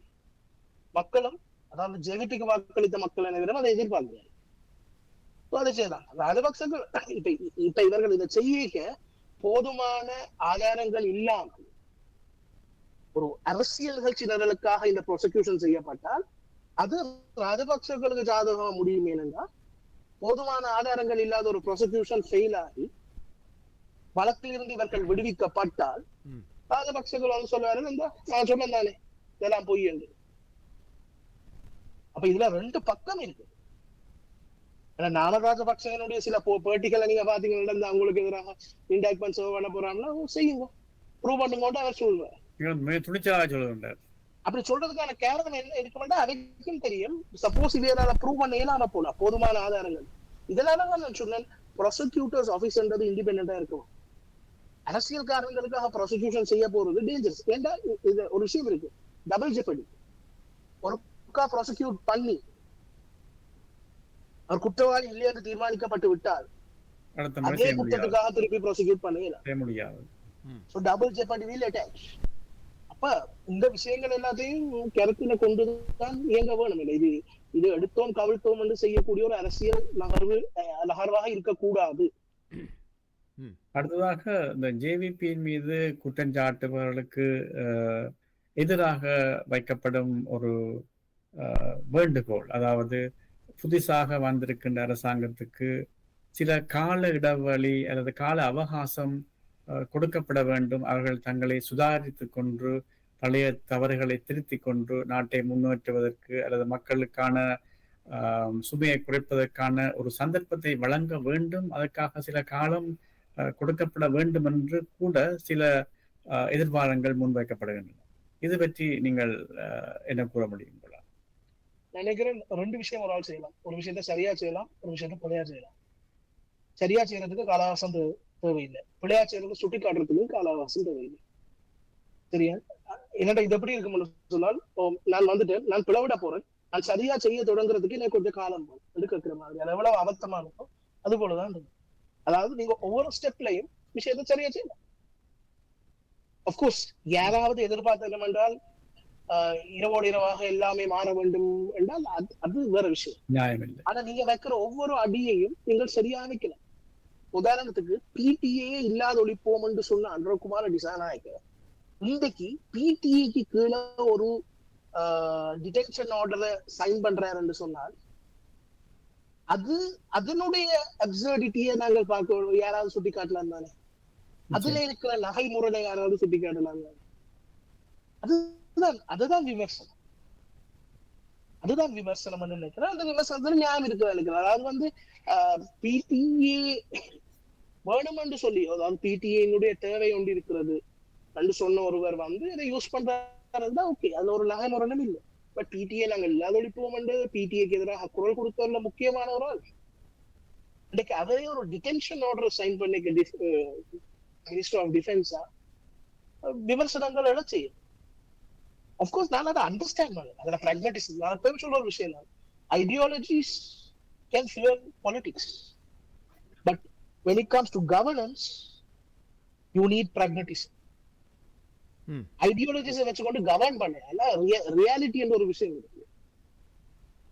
அதாவது உலகத்துல எல்லா நாடுகளிலுமே பயங்கரவாதத்தை கட்டுக்கோப்புல வைத்திருப்பதற்கான சட்டங்கள் இருக்குது. அதாவது நீங்க ஒரு சந்தர்ப்பத்துல டிடெயின் பண்ண வேண்டிய ஒரு தேவை இருக்குது. அவர் டிடென்ஷன் லாஸ் என்றது பிரிவென்டிவ் டிடென்ஷன் லாஸ் அல்லது இன்வெஸ்டிகேட்டிவ் டிடென்ஷன் லாஸ் பயங்கரவாதத்தை பொறுத்த வரைக்கும் தவிர்க்க முடியாது. ஆனால் அப்ப நாங்க அதை எப்படி சட்ட ரீதியாக ஒரு கட்டுக்கோப்புக்குள்ள ஒரு சட்டமாக கொண்டு வரலாம் என்று யோசிக்குவோம். நாங்க ஜுடிஷியல் ஓவர்சைட்டை கொண்டு வரலாம். அப்படி கைது செய்யப்பட்டவர்களுடைய அவருடைய உரிமைகளை பாதுகாப்பதற்கான ஒரு ஜுடிஷியல் ஓவர்சைட் இருக்கிற அவர்களுடைய எல்லா உரிமைகளையும் பாதுகாக்கக்கூடிய கட்டமைப்பை உருவாக்கும். அப்படி முறையற்ற ரீதியிலே கைது செய்யப்பட்டு நீங்கள் பிறர்கள் விடுதலை செய்யப்படுற பாதிக்கப்படுவார்கள் சொன்னால் அவர்களுக்கு நிவாரணம் அளிக்கக்கூடிய கட்டமைப்புகளை உருவாக்கும். இப்படித்தான் நாங்க யோசிக்கணும். நாங்க அதாவது ஒரு லாவை ரிஃபார்ம் பண்ணிக்கலாம், அந்த லா எப்படி ரிஃபார்ம் பண்ணலாம்னு பார்க்கணும். எல்லாருமே பொலிட்டிக்ஸுக்கு என்ன சொல்லுவீங்க, நாங்க பிடிஏ இல்லாம ஒழிக்க முடியும். பிடிஏ இல்லாம ஒரு நாளுக்கு இருக்க முடியும். பிடிஏனுடைய அதாவது டிடென்ஷன் லாஸ் ஏதோ ஒரு வயது முதல்ல பேர்ல இப்ப இடையில நல்ல இருக்கிற சிடிஏ ஒண்ணு கொண்டு வந்தா நினைக்கிறேன். ஏதோ ஒரு பேர்ல அது இருக்கும் நிச்சயமா. அது ஏனென்றா அது எல்லா நாட்டுக்கும் தேவை. அப்ப அதுதான் கவர்னன்ஸ். அப்ப பிரச்சனை எங்க வருதுன்னு சொன்னா மக்களுக்கு பொலிட்டிக்ஸுக்காக சில விஷயங்களை உணர்வு பொங்க சொல்லி போட்டு அதை செய்யலாம இருக்கைக்குள்ள பல விதமான விமர்சனங்களும் அதைத்தான் செய்யும். நல்லது. இடைவெளி எடுக்க விரும்புகிறீர்களா அல்லது தொடர்ச்சியாக நாங்கள் செல்லுவோம்? சரி, தொடர்ந்து. அடுத்ததாக இப்பொழுது வந்திருக்கின்ற இந்த அரசாங்கமானது ஒரு இனத்துவேசம் அற்ற அரசாங்கம் அல்லது இனத்துவேசம் குறைந்த அரசாங்கம் என்று ஒரு சிலரால் பாராட்டப்படுகின்றது. இந்த கூற்றை அல்லது இந்த பாராட்டை உங்களால் ஏற்றுக்கொள்ளக்கூடியதாக இருக்கின்றது? எந்த அடிப்படையில் அந்த பாராட்டு முன்வைக்கப்படுகிறது? அதாவது ஏற்கனவே இருந்த அரசாங்கங்கள் தமிழ் முஸ்லிம் மக்கள் மீது இனப்பாரபட்சம் காட்டியிருந்ததாகவும் இப்பொழுது வந்திருக்கின்ற அரசாங்கம் அப்படியான ஒரு பாரபட்சத்தையும் காட்டாமல் எல்லா மக்களையும் சகல இன மக்களையும் இலங்கை மக்களாகவே அவர்கள் கருதுவதற்கான நடவடிக்கைகளை மேற்கொண்டிருக்கின்றார்கள் என்ற வகையிலான ஒரு விமர்சனம், சாதகமான விமர்சனம் முன்வைக்கப்படுகிறது. இது சரியானது என்று ஏற்றுக்கொள்ளலாமா, அல்லது இவர்களும் ஏனைய இன மக்களை டிஸ்கிரிமினேட் பண்ணுவதாக, வேறுபாடு காட்டுவதாகத்தான் கருதக்கூடாது இருக்கிறதா? முதலாவது வேறுபாடு துவேஷம் என்பது பல இடங்கள்ல இருந்து உருவாகும், பல நிலைகளிலே ஏற்படக்கூடிய ஒரு விஷயம். நாங்க என்ன நிலையிலே இது இடம்பெறுகிறது, இந்த நிலையிலே இடம்பெறவில்லை என்று பார்க்க வேண்டியதா இருக்கு. ஒரு சின்ன உதாரணம், நரேந்திர மோடி அவர்களுடைய வரவேற்பு பதாகைகளிலே முதலிலே ஆங்கிலமும் சிங்களமும் ஆங்கிலமும் தான் இருந்தது. ஆனால் அது சுட்டிக்காட்டப்பட்டவுடன் அவர்கள் அந்த ஆங்கிலத்திலே ஒரு கிராமட்டிக்கல் இறை இருந்தது, அதையும் திருத்தி தமிழையும் சேர்த்து அதுக்கு மேல ஒத்தி சேர்ந்திருந்தார்கள். அது ஒரு வரவேற்கப்பட வேண்டிய ஒரு விஷயம். ஏன்னா இதற்கு முன்னர் எத்தனையோ இடத்திலே தமிழ் புறக்கணிக்கப்பட்ட போது அதை சுட்டிக்காட்டினாலும் அதை செய்வதில்லை. ஆனா இலங்கையில இருக்கிற பிரச்சனை, இனவாத பிரச்சனை என்பது இன்றைக்கு சிஸ்டமிக் ப்ராப்ளம் ஆயிடுது. அது ஒரு அரசாங்கம் காட்ட வேண்டிய தேவை இல்லை என்று சொன்னால் அது இந்த இந்த இந்த நாட்டினுடைய தன்மைகளில் ஒன்றாகி விட்டது. அது மாறுவது மிக கடினமான ஒரு விஷயம். அது நினைக்கையில எந்த ஒரு அரசாங்கம் பதவிக்கு வந்து ஒவ்வொரு செய்யலாம் என்ற ஒரு எதிர்பார்ப்பு இன்னைக்கு பிரசண்டா இல்லை. அப்ப அதை மாற்றுவதற்கான சில தேவைகள் இருக்கு. அதை நீங்க முதல்ல அடிப்படையில இருந்து வரணும். முதலாவது நீங்கள் தெளிவா இருக்கிறீங்க என்றால் மும்மொழி கொள்கையில அந்த மும்மொழி கொள்கையை எல்லா இடம் அமல்படுத்தவும். இந்த நாட்டில நீங்கள் 2 தேசிய மொழின்னு சொல்றீங்களா, 2 உத்தியோகபூர்வ மொழி. அந்த 2 உத்தியோகபூர்வ மொழியிலும் எல்லா அரசு நிறுவனங்களிலும் செயல்படத்தக்கதாக இருக்கிறது. முதலில் அதை செய்யும். நான் கொழும்புல இருக்கிறேன். இதுல இருக்கிற ஒரு போலீஸ் ஸ்டேஷன்ல போய் என்னால ஒரு வார்த்தை சிங்களமோ ஆங்கிலமோ பேசாமல் முழுமையாக தமிழிலே உரையாடி என்னுடைய பிரச்சனைக்கு தீர்வு காணக்கூடிய நிலை அன்றைக்கு வருதோ அன்றைக்கு தான் இலங்கையில மாற்றம் கொண்டு வந்திருக்கிறதாக நான் ஏற்றுக்கொள்வேன். இதை குறுக்குறதை மன்னிக்கவும்.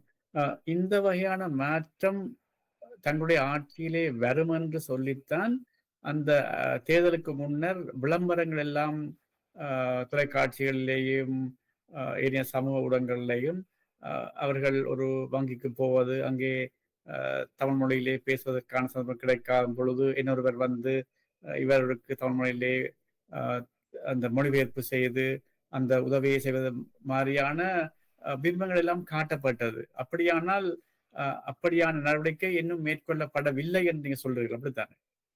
இல்ல, இந்த மாதிரி நடக்க இல்லை. அப்படி அது நான் அது ஓவர் நைட்ல செய்யக்கூடிய ஒரு விஷயம் எதிர்பார்க்கவில்லை. ஆனால் அதை செய்ய வேண்டும். இதை செய்யாததுக்கான பிரதான காரணம் அலட்சியம், வேற ஒன்றும் இல்லை. அலட்சியம் தான் முக்கியமான காரணம். ஏனென்றால் இதுக்கு நிறைய நிதி தேவைப்படும். நீங்க உதாரணத்துக்கு எடுத்துக்கொண்டீங்கன்னா பல மொழிகள் இருக்கிற நாடுகளிலே இருமொழிகள் இருக்கிற நாடா எடுத்துக்கொள்ளுங்க. கனடாவை எடுத்துக்கொள்ளுங்க. கனடாவில் எவ்வளவு அப்சசிவா அவர்கள் பிரெஞ்சுக்கும் ஆங்கிலத்துக்கும் முக்கியத்துவம் கொடுக்குறாங்க. எந்த ஃபார்மை எடுத்தாலும் நாங்க 2 மொழியிலே இருக்கு. எந்த உத்தியோகபூர்வ அறிவிப்பை வெளியிட்டாலும் 2 மொழியிலே வெளியிடுவார்கள். தப்பு தவறி கூட ஒன்றுல போட்டு இன்னொன்றுல போடாம விட மாட்டார். அதாவது ஒன்றுல முதல்ல போட்டு பிறகு சுட்டி காட்டப்பட்ட பிறகு 2வதுல போட மாட்டார். ஏனென்றால் அவர்களிடம் அந்த சிந்தனை ஒன்று இருக்கிறது, இது 2 மொழி, நான் 2ஐயும் அளிக்க வேண்டும். இலங்கையில இல்லாதது அந்த சிந்தனை. ஒரு ஆதிக்க மனோபாவம் ஒன்று வந்துவிட்டால் நாங்க மெட்டவனை பற்றி யோசிக்கணும். நிச்சயம் அதான் பிரச்சனை. அப்ப இது வந்து நான் சிஸ்டமிக் ப்ராப்ளம். இதோட சிஸ்டமிக் இஷ்யூ. அதாவது எப்படி அமெரிக்காவிலேயே கருப்பர்களுக்கு எதிரான, அதாவது ஒபாமா ஜனாதிபதியாக வந்தா கூட கருப்பர்களுக்கு எதிரான இனவரி இன்றைக்கும் தொடர்ந்து கொண்டிருக்கிறது. அது போலதான் இலங்கை. இனத்துவேசத்தை ஒரு அரசாங்கம் வந்து மாத்தி ஒரு 5 வருஷத்துக்குள்ள மாத்துங்களா? ஆனா ஒரு அரசாங்கம் என்ன செய்யலாம் என்றால் அதை மாற்றுவதற்கான அடிப்படை கட்டமைப்புகளை உருவாக்கலாம். அது பாடத்திட்டத்துல இருந்து உருவாகும். நீங்கள் வரலாற்று படிப்பிக்கைக்குள்ள தமிழ் மன்னனை சிங்கள மன்னன் வெற்றி கொண்டு நாட்டை ஒருமைப்படுத்தினான் என்று நீங்கள் மாணவர்களுக்கு பிள்ளைகளுக்கு வரலாற்றை படிப்பிச்சு கொண்டு நீங்கள் இந்த நாட்டை இனத்துவேசம் இல்லாத நாடாக ஒரு நாளும் உருவாக்க இயலாது. அது யாராலையும் செய்ய இயலாத விஷயம். இதுதான் யதார்த்தம். அப்ப இதை செய்யறதுக்கு அதுக்கான நல்லெண்ணம் இருக்கிற ஒரு அரசாங்கம் வர வேணும். அது வர வேணும் என்றால் மக்கள் முதல்ல அதுக்கான தேவை உணர்ந்து கொள்ளணும். அதான் பெரிய சிங்கப்பூரோட கம்பெனி நீ சொன்னார், அதாவது இந்த உங்களுடைய மத இன அடையாளங்களை வெளியில வைத்து விட்டு அரசியலுக்கு. அப்ப அதுக்கான ஒரு தேவையை மக்கள் தான் வழங்க வேணும் அரசியல்வாதிகளுக்கு. இலங்கை இன்னும் அதுக்கு தயாராகவில்லை என்றதான் என்னுடைய தாழ்மையான அபிப்பிராயம். ஆனால் மக்கள் அதுக்கான தேவைகளை வழங்கவில்லை என்று சொல்றீர்கள். ஆனால் இந்த தேர்தலிலே சிங்கள மக்கள் தமிழ் வேட்பாளர்களை தெரிவு செய்து அவர்களுக்கு அதிகமான வாக்குகளையும் அளித்திருக்கின்றார்களே, அதை நாங்கள் ஒரு சாதகமான நிலைமையாக எடுத்து பார்க்க முடியாது.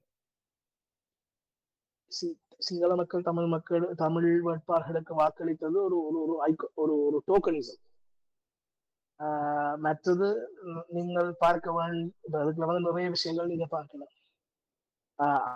அந்த குறித்த தமிழர்கள் பேரளவிலே தமிழர்களா அல்லது அவர்கள் தொடர்ந்து தமிழர்களாக தங்களை அடையாளப்படுத்துகிறவர்களா, நிறைய விஷயங்கள் அதுல இருக்குது.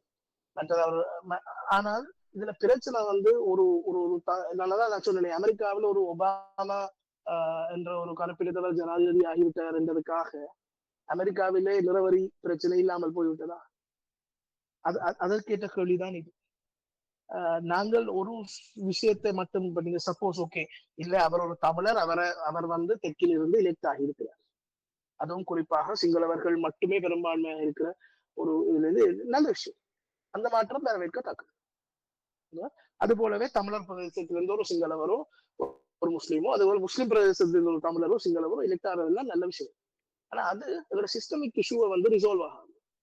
நாங்கள் இந்த மாதிரி டோக்கனிசத்தை பார்த்து கொண்டிருக்கிறதுல பிரயோசனம் இல்லை, சிஸ்டமிக் இஷ்யூவை மாத்தவான். நான் அதுதான் இங்க முக்கியம் நினைக்கிறேன். அது அது வந்து ஒவ்வொரு கட்டமாக செய்வாங்க. அதாவது இது வந்து ராக்கெட் சயின்ஸ் இல்லை. இதை வந்து நாங்க you don't have to reinvent the wheel. உலகம் முழுக்க நடத்தி கொண்டிருக்கோம். சிம்பிளாக இந்த நாட்டிலே இன்னும் அது ஈஸியாக நடைமுறைப்படுத்தலாம். ஏன்னா இலங்கையில இன்றைக்கு 90% of the education is through government schools. அப்ப இலங்கையினுடைய பாடத்திட்டத்துல இருமொழி கல்வியை கட்டாயமாகும். அப்ப எதிர்கால தலைமுறைக்கு 2 மொழியும் பேசுவதற்கான இயலுமை வரும். அவர்களுக்கு தங்களை தாங்களே புரிந்து கொள்வதற்கான இயலுமையும் உருவாகும்.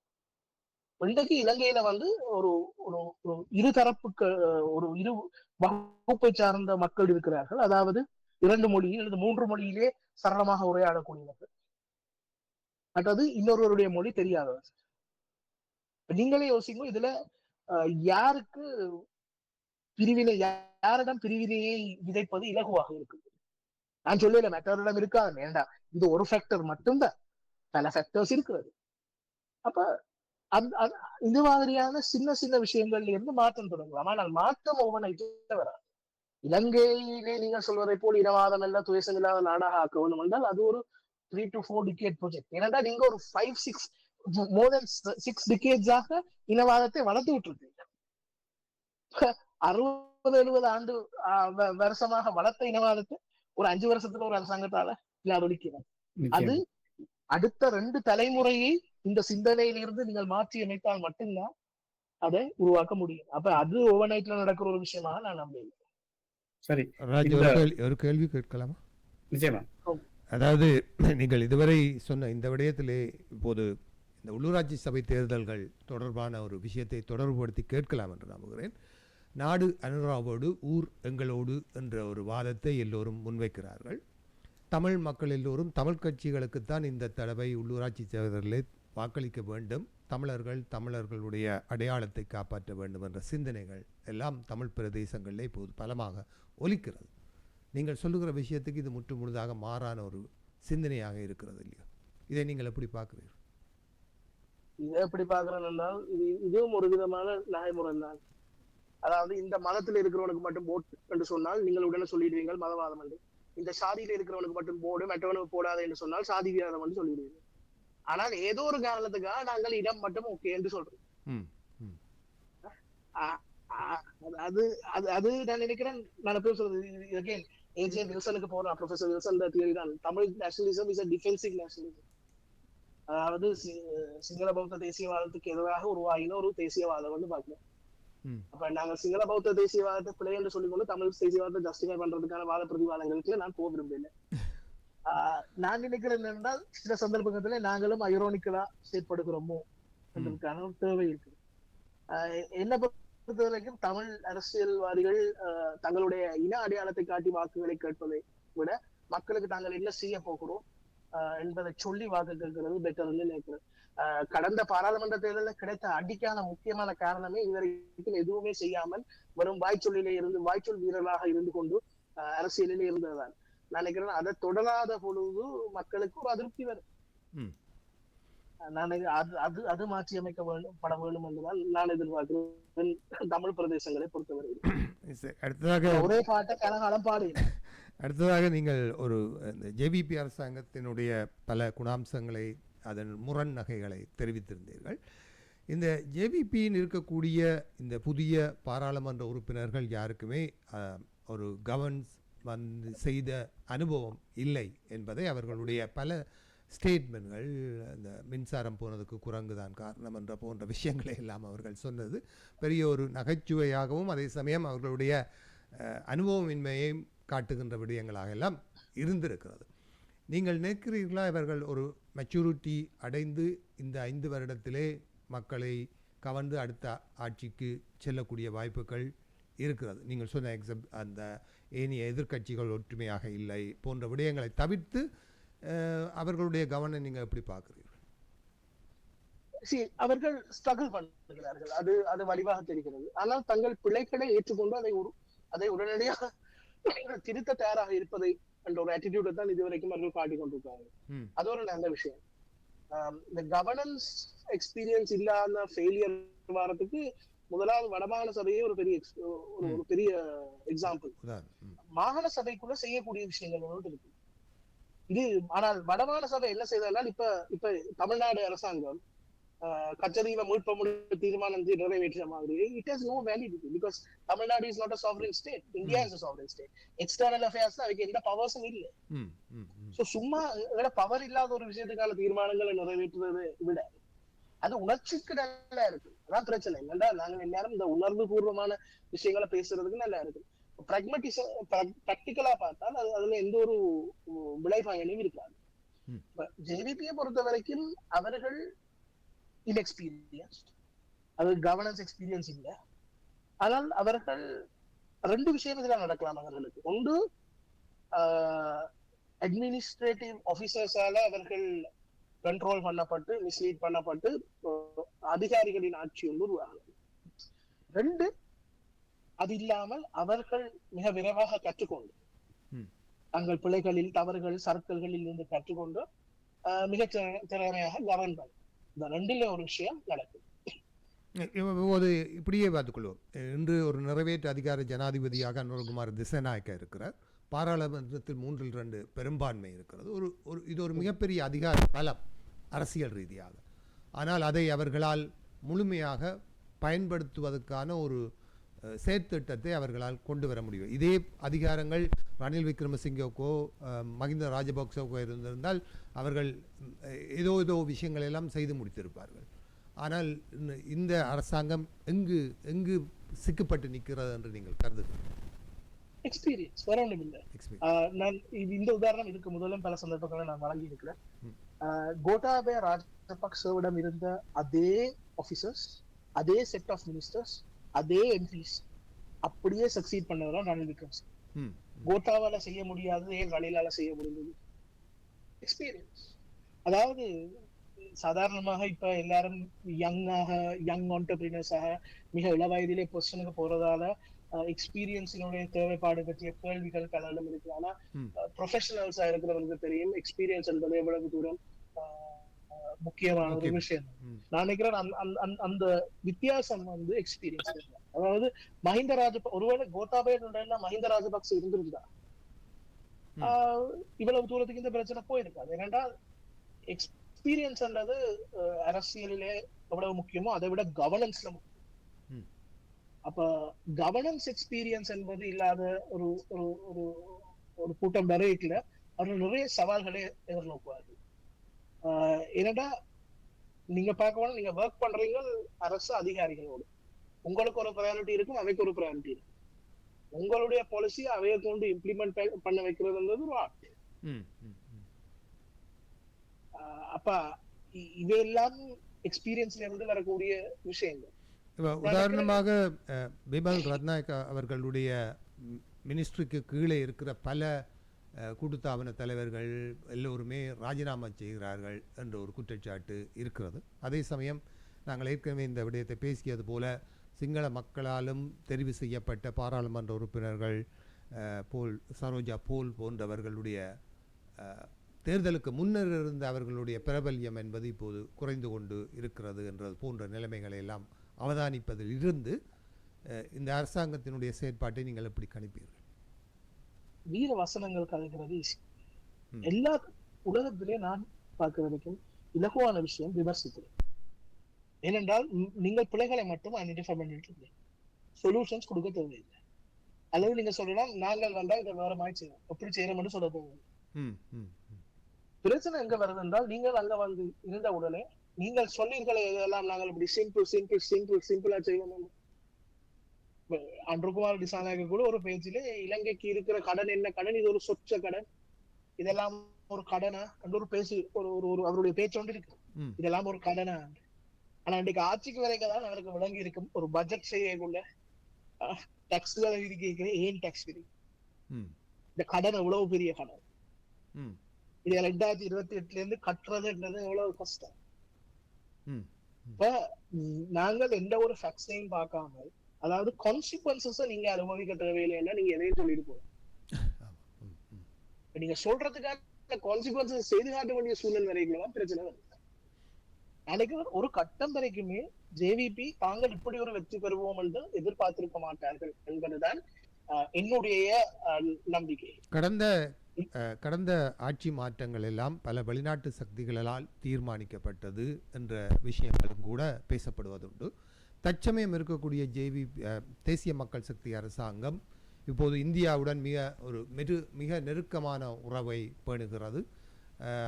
அவரது இந்திய தரப்பும் மிகவும் சாதகமான விஷயங்களாக பார்க்கப்படுகிறது. சர்வதேச அளவிலும் கூட இவர்களுடைய செல்வாக்கு என்பது ஓரளவிற்கு நல்ல நிலைமையில் இருக்கிறது என்பதை அவதானிக்கக்கூடியதாக இருக்கிறது. இந்த அரசாங்கத்தை மாற்றுவதற்கு வெளிநாட்டு சக்திகள் ஏதாவது முயற்சிகளை மேற்கொள்வதற்கான வாய்ப்புகள், உதாரணமாக நீங்கள் சொன்னீர்கள் ரணில் விக்ரமசிங்கே வருவதற்கான வாய்ப்புகள் இல்லாமல் இல்லை என்று. அப்படியான நடவடிக்கைகள் ஏதாவது வெளிநாட்டு சக்திகளுடையால் தீர்மானிக்கப்படுவதற்கான வாய்ப்புகள் இருக்குமா? இலங்கையிலே வெளிநாட்டு சக்திகளுடைய ஆதிக்கம் என்பது ஓரளவுக்கு இருக்கிறது. அதை யாரும் மறுக்கிறார். இலங்கை அரசியல் குறிப்பாக இலங்கை மீதான இன்ட்ரெஸ்ட் இந்தியாவுக்கு இருக்கு. ராஜபக்சர்கள் மிக விலை கொடுத்து கற்றுக்கொண்ட பாடம் தான் இந்தியாவோடு முரண்பட்டு கொண்டு நீண்ட காலம் இலங்கையிலே ஆட்சியில் இருக்க முடியாது. ஜேவிபி அதை மிக விரைவாக கற்றுக்கொண்டு அவர்கள் நல்ல பேர் சொன்னார்கள், விரைவாக கற்றுக்கொள்கிறார். அதை விரைவாக கற்றுக்கொண்டு விட்டார். அடுத்தது இலங்கையிலே சீனாவுக்கு எதிராக இன்ட்ரெஸ்ட். இந்தியாவையும் சீனாவையும் பேலன்ஸ் பண்றதுன்றது மிக கடினமான ஒரு கேள்வி. ஆனால் அதை வெற்றிகரமாக செய்தவர்கள் இலங்கையில வெற்றிகரமாக ஆட்சியை கொண்டு நடத்தலாம் என்பது யதார்த்தம். ஆனா ரெண்டுமே கிரேட் பவர்ஸ். அவர்கள் ரீஜனல் பவர் அல்ல, இன்னைக்கு அவர்கள் வேர்ல்ட் பவர்ஸ். இந்த ரெண்டுக்குமே டிரெக்ட் இன்ட்ரெஸ்ட் இலங்கையில இருக்கு. அமெரிக்காவுக்கு இருக்கிற இன்ட்ரெஸ்ட் வந்து டிரெக்ட் இன்ட்ரெஸ்ட் என்பதை விட கவுண்டரிங் அது சுத்தமாக அந்த அளவிலான இன்ட்ரெஸ்ட். ஸோ அது வந்து ஒரு பெண்டியுலம் போல, அது ஒரு காலத்துக்கு காலம் வித்தியாசமாக அமைந்து கொண்டிருக்கும். டொனால்ட் ட்ரம்ப் வரைக்கும் இலங்கை மீதான இன்ட்ரெஸ்ட் குறையும், டெமோக்ராட்டிக் பார்ட்டி வரைக்கும் இலங்கை மீதான இன்ட்ரெஸ்ட் கூடும். ஆனால் சைனாவினுடைய இன்ஃபுளுன்ஸ் இலங்கையில கூடுது என்று சொல்லும் பொழுது யார் இருந்தாலும் அமெரிக்காவில் யார் இருந்தாலும் இலங்கை மீதானவருடைய அக்கறை ஒரு பெண்டுலம் போல போகுது. மேற்கை பொறுத்த வரைக்கும் மேற்கு இலங்கை மீது இருக்கிற இன்ட்ரெஸ்ட், மேற்குன்னு சொல்றது மேஜர் யூரோப்பியன் கண்ட்ரிஸ், கனடா மற்றது ஆஸ்திரேலியாவுக்கு இலங்கை மீது இருக்கிற அக்கறை என்பது பெரும்பாலும் இலங்கை டயஸ்போராக்கள் சார்ந்தது. அங்கிருக்கிற அரசியல்வாதிகளுக்கு இலங்கை டயஸ்போராக்களுடைய ஆதரவு பெறுவதற்காக அது சார்ந்த ஒரு விஷயமா தான் நான் பார்க்கிறேன் இலங்கை மீதான அவர்களுடைய இன்ட்ரெஸ்ட். அப்ப அது எல்லாமே ஒரு லிமிட்டட் இன்ட்ரெஸ்ட். இலங்கை ஆக்சுவல் இன்ட்ரெஸ்ட் வந்து இந்தியாவுக்கு சைனாவுக்கு தான் இருக்கு. அதுல இந்தியாவுக்கு மிக அதிகமாக இருக்குது. இந்தியாவினுடைய விஷயத்தை பேலன்ஸ் பண்ண வேண்டியது ஒரு மிகப்பெரிய தேவை. அதை அந்த யதார்த்தத்தை ஆட்சியில் இருந்தவர்கள் செய்த பொழுதும் வெளியிலிருந்து பயங்கரமாக எதிர்த்தவர்கள் தான் செய்து. ஆனால் ஆட்சிக்கு வந்த உடனே கற்றுக்கொண்டு விட்டார்கள். ஆட்சியில் இருப்பதற்கு இது தேவை. அதான் நான் சொன்னேன், அவர்கள் கற்றுக்கொள்கிறார்கள். அந்த ஒரு விஷயத்தை அவர்களுக்கு நாங்கள் வழங்கத்தான் வேணும். அவர்கள் மிக விரைவாக கற்றுக் கொடுக்கிறார். மற்றது பிள்ளைகளை வந்து நியாயப்படுத்தவோ மறைக்கவோ அவர்கள் அதுக்கு ஒரு உதாரணமாக தான் இதை சொன்னாங்க. இந்த மோடியினுடைய வரவேற்பு பதாகையிலே தமிழில் ஆங்கிலத்துல கிராமட்டிக்கல் மிஸ்டேக் இருக்காரு, சுட்டி காட்டின உடனே அதை திருத்துறாரு. ஜஸ்டிஃபை பண்ண வேற இல்லை. நாங்கள் ஒரு மொழியை இலங்கைக்காகவும் பொது மொழியான ஆங்கிலத்தை கொண்டு வந்தோம். இப்படி 1008 கதைகள் சொல்லுவார்கள் தான், முன்னவர்கள் சொல்லாத கதைகளா அவர்கள் சொல்லினார்கள். சட்டமே இல்லாமல் அதை செய்துவிட்டு போய்விட்டாங்க. அவர்கள் கற்றுக்கொள்கிறார். இப்போது இலங்கையிலே இருக்கக்கூடிய பாரிய ஊடகங்கள் போன்றவைகள் எல்லாம் இதுவரை தேசிய மக்கள் சக்தி அரசாங்கத்தை கடுமையாக விமர்சிக்கிற எதிர்மறையான செய்திகளை வெளியிடுகிற ஒரு போக்கு இருப்பது போல பலராலும் குற்றச்சாட்டப்படுகிற தேசிய மக்கள் சக்தியின் ஆதரவாளர்கள் அந்த குற்றச்சாட்டை பொதுவாக சொல்கிறார்கள்.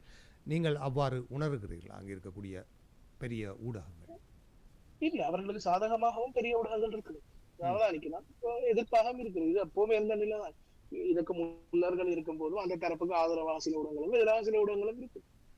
இன்றைக்கு உதாரணத்துக்கு நான் சொல்லுகிறேன், இவர்கள் யாராவது ஒருவருக்கு பொது மன்னிப்பு கொடுக்க போறேன் அன்றகுமார் திசாநாயக்க ஓமண்டால் இன்னொரு பெரிய ஊடகமும் அதற்கு ஆதரவளிக்கும். ஆகவே ஊடகங்கள் ஆதரவு என்பது நினைக்கிறேன். கடந்த தேர்தல் ஒரு விஷயத்தை இலங்கையில் உணர்த்தியது.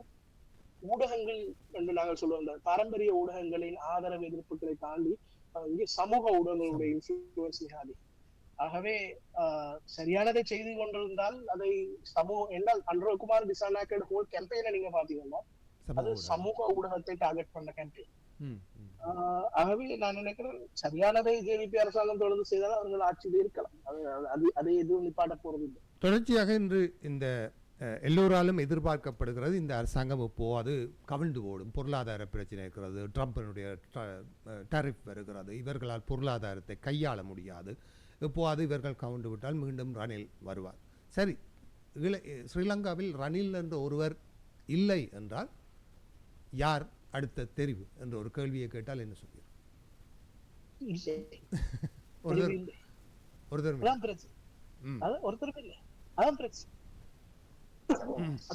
அதுதான் ஜேவிபிக்கு பெரிய பலம். அது ஜேவிபிக்கு தெரியும்.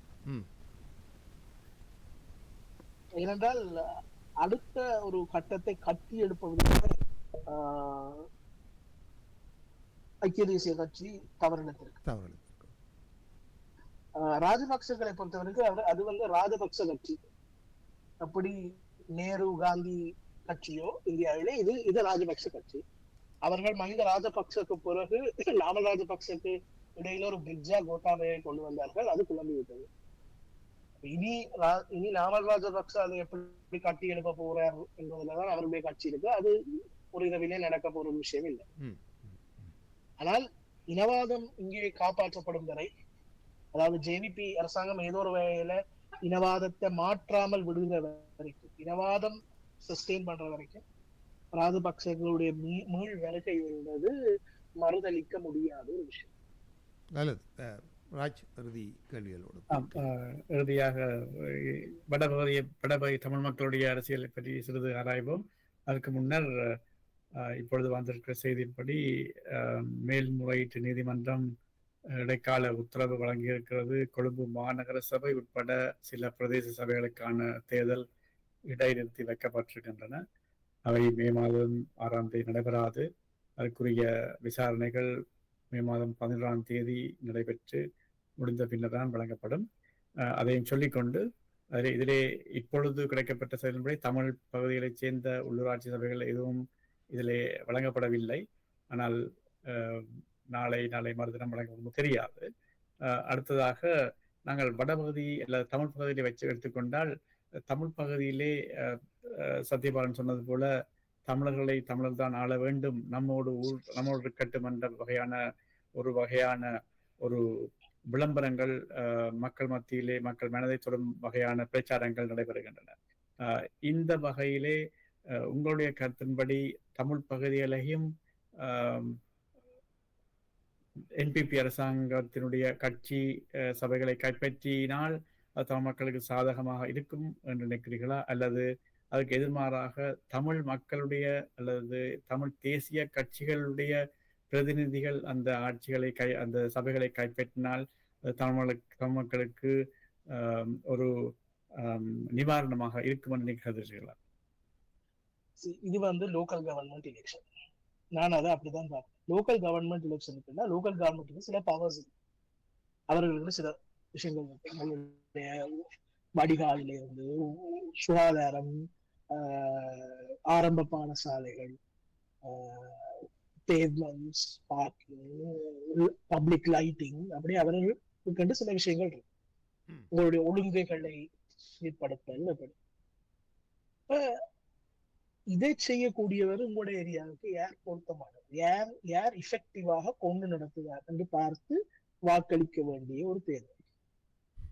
தமிழ் தேசிய அரசியல் மீது எனக்கு மிக நீண்ட காலமாக இருக்கிற விமர்சனம் என்னென்றால், லோக்கல் கவர்மெண்ட் எலெக்ஷன்லையும் தேசியம் சமஷ்டி தீர்வு வந்து பேசுறது ஒரு அர்த்தம் இல்லாத, உங்களுடைய அந்த தேசியத்தை கேவலப்படுத்துகிற ஒரு விஷயமாக. இந்த தேர்தல் ஒரு பர்பஸுக்கான தேர்தல். நான் சொல்றேன்னா தமிழ் மக்களுக்கும் சாப்பிட வேணும் தானே, தமிழ் மக்களுக்கும் சுகாதாரம் வேணும் தானே, தமிழ் மக்களுக்கும் உட்கட்டமைப்பு வசதிகள் வேணும் தானே, வடக்கில் இருக்கிறவருக்கும் அது தானே. அதுக்கான ஒரு உள்ளூராட்சி மன்றம் தான் வரப்போம். அப்ப அதனாலதான் இந்த வார்ட் பேஸ்டா இந்த எலெக்ஷன் சிஸ்டம் இப்போ ஓகே மிக்ஸ் சிஸ்டம் ஒன்று இருக்குது. பட் மெயினா நீங்க வார்ட் பேஸ்டா எலெக்ட் பண்றீங்க. உங்களோட வார்டுக்கு ஒரு ஆள், யாரை நீங்க தேர்ந்தெடுக்கணும், அந்த வார்டுல மக்களுக்கு முன்னாடி யார் வேலை செய்யற. எனக்கு ஒரு பிரச்சனை, இந்த ரோடுக்கு இது முன்னால இருக்கு இந்த ஒழுங்கை வந்து இருண்ட ஒழுங்கை, 2 லைட் தான் இருக்குது, ஒரு லைட் போயிட்டு, யாரை நான் உடனே தொடர்பு கொண்டால் அவர்கள் அதிகாரிகளை கொண்டு வந்து இதை செய்வேன். இந்த இடத்துல நுழம்பு தொல்லை அதிகரித்து விட்டது, மருந்தடிக்கும், யார் உடனே முன்னின்று அதிகாரிகளை கொண்டு வந்து அதை செய்வித்தார். இந்த இடத்துல பிக் நிரம்பிடுது, அதால வெள்ளம் போவதில்லை, ஊத்த தண்ணி மேல வருது, உடனே யார் லோக்கல் கவர்மெண்ட்ல இருந்து வந்து அதை செய்வார். சோ அப்படிப்பட்ட ஒருவரை மற்றது திட்டமிட்டு உட்கட்டமைப்பு வசதிகளை திட்டமிட்டு டெவலப் பண்ண வேண்டும். ஒழுங்கைகள் சரிவர கட்டப்பட வேண்டும். குறிப்பாக வடிகால் அமைப்பு சரியாக செய்யப்படும். மழை எந்த நேரம் பெய்யாது, பெய்யல வெள்ளம் வந்துட்டு அது பெரிய பிரச்சனை. வடிகால் அமைப்புகளை சரியாக கட்டமைக்கும். இது போன்ற செயற்பாடுகளை மற்றது பாலர் பாடசாலை, பால்வாடி பாடசாலை என்று சொல்வார்கள், அவற்றை கொண்டு நடத்த வேண்டும். மற்றது நீங்கள் பார்த்தீர்கள் என்றால் சுகாதார அடிப்படையில பார்த்தீர்கள் என்றால் இந்த குழந்தைகளுக்கான வேக்சினேஷன் இது எல்லாமே உள்ளூராட்சி மன்றங்கள் தான் செய்யும், ஆரம்ப சுகாதார நிலையங்கள். இப்ப இவற்றையெல்லாம் கொண்டு நடத்துறதுக்கு உரிய அந்த விஷன் யாருக்கு இருக்குது, யார் அந்த நிகழ்ச்சி திட்டத்தை முன்வைக்கிறார்கள் என்று பார்த்து செய்யும். யோசிச்சு பாருங்க, மற்ற எல்லா இடங்கள்லயுமே நிறைய உள்ளூராட்சி மன்றத்துல இருக்கிறவர்கள் உடனே இறங்கி செய்கிறார்கள். நீங்க இதை வேற எங்கேயும் பார்க்கல, ஃபேஸ்புக்ல பார்த்தாலே கொழும்பில் இருக்கிற தமிழ் பிரதேசங்களை சேர்ந்த உள்ளூராட்சி உறுப்பினர்கள் அவரோட ஃபேஸ்புக்ல போய் நீங்க பாருங்க, அவர் எந்த நாளும் அவர்கள் செய்கிறத இந்த கிழமை நான் இது செய்யறேன், எங்க நிதியிலிருந்து இந்த வீதி புனரமைக்கப்பட்டது, இந்த இடத்திலே குடிநீர் வசதியை நான் ஏற்படுத்தி கொடுத்தேன் ஆனா அவர்கள் சொல்றாரு. அப்ப இப்படி செய்யக்கூடியவர்கள் யார்? இதுதானே உள்ளூராட்சி மன்றத்துல போய் உள்ளூராட்சி மன்றத்துல போய் நீங்க சமஷ்டி வரையில உள்ளூராட்சி மன்றத்துல போய் இன பிரச்சனைக்கு தீர்வு வர முடியும். அப்ப அதற்குரியவர்கள் யார்? அதுக்கான நிகழ்ச்சி நிரல் என்னன்றதும் ஒரு கட்சின்னு சொல்லும். தமிழ் தேசியத்துல மிகப்பெரிய வீக்னஸ் என்னன்னா, அவர்கள் எல்லாத்தையுமே ஒரு பேனர் இத்திரையிலிருந்து ஒழுப்பினா கூட தாயகம் தேசியம் சுயநிர்ணயம் என்று சொல்லக்கூடிய ஆட்களை தான் தமிழ் தேசிய அரசியலை வந்து எடுத்து விட்டுருக்காங்க. இது பிழை, இது பிழை. இதனாலே தமிழ் மக்கள் இழந்தது அதிகம். உலகத்திலே மிக மோசமான ஒரு கான்செப்டை கொண்டு வந்து விட்டார்கள். என்னண்டா, தங்களோட கொள்கை அரசியல் என்பது அபிவிருத்தி அரசியலுக்கும் எதிரானது. ரெண்டையுமே ஏதோ இந்த மியூச்சுவலி எக்ஸ்க்ளூசிவ் ஆப்ஷன்ஸ் மாதிரி கொடுத்துட்டாரு. அது மியூச்சுவலி எக்ஸ்க்ளூசிவ் ஆப்ஷன் இல்லை. அதாவது கொள்கையோட உறுதியா இருக்கலாம், அதே விட அபிவிருத்தியை நோக்கியும் பயணிக்கலாம். இது ரெண்டையுமே செய்யக்கூடிய ஒரு தேவை இருக்கிறது. நான் நினைக்கிறேன் இன்றைக்கு தமிழ் தேசிய கட்சிகளுடைய புதிய தலைமைகள் இதை கருத்துல கொண்டு தமிழ் தேசியத்தை கொஞ்சம் மீள் பரிசீலனை செய்து அவங்களுடைய அரசியலை கட்டமைப்பாங்க. சரி, நாங்கள் இத்துடன் நிறுத்திக் கொள்ளலாம். சத்யபாலன், ஏதாவது கடைசி கேள்விகள் இருந்தால் நீங்கள் கேட்டு. முத்தாய்ப்பாக சொன்ன அந்த விடயம்தான் இந்த நிகழ்ச்சியிலே ஒரு மிக முக்கியமான கருத்து என்று நம்புகிறேன். தற்சமயம் இருக்கக்கூடிய உள்ளூராட்சி சபை தேர்தல்களே இதைத்தான் நாங்களும் வலியுறுத்தி வருகிறோம். அந்த வகையில் உங்களுடைய கருத்துக்கள் மிக ஒரு காத்திரமான செய்தியை தமிழ் மக்களுக்கு சொல்லி இருக்கிறது. எங்களோடு இதுவரை நேரமும் உங்களுடைய பொன்னான நேரத்தை ஃபோக்கஸ் தமிழ் வானொலிக்காக வழங்கியமைக்கு ராஜ் சார்பாகவும் மகேந்திரன் சத்யன் பாலன் சார்பாகவும் நன்றிகளை தெரிவித்துக் கொண்டு உங்களிடமிருந்து விடைபெறும். நன்றி, வணக்கம். நன்றி, வணக்கம். நேர்கள் இதுவரை ஃபோக்கஸ் தமிழ் வானொலியில் சதுரங்கம் நிகழ்ச்சியில் கொழும்பிலிருந்து சட்டத்தரணி NK அசோக் பரன் அவர்கள் கலந்து சிறப்பித்த சந்திப்பரங்கம் இடம்பெற கேட்டீர்கள்.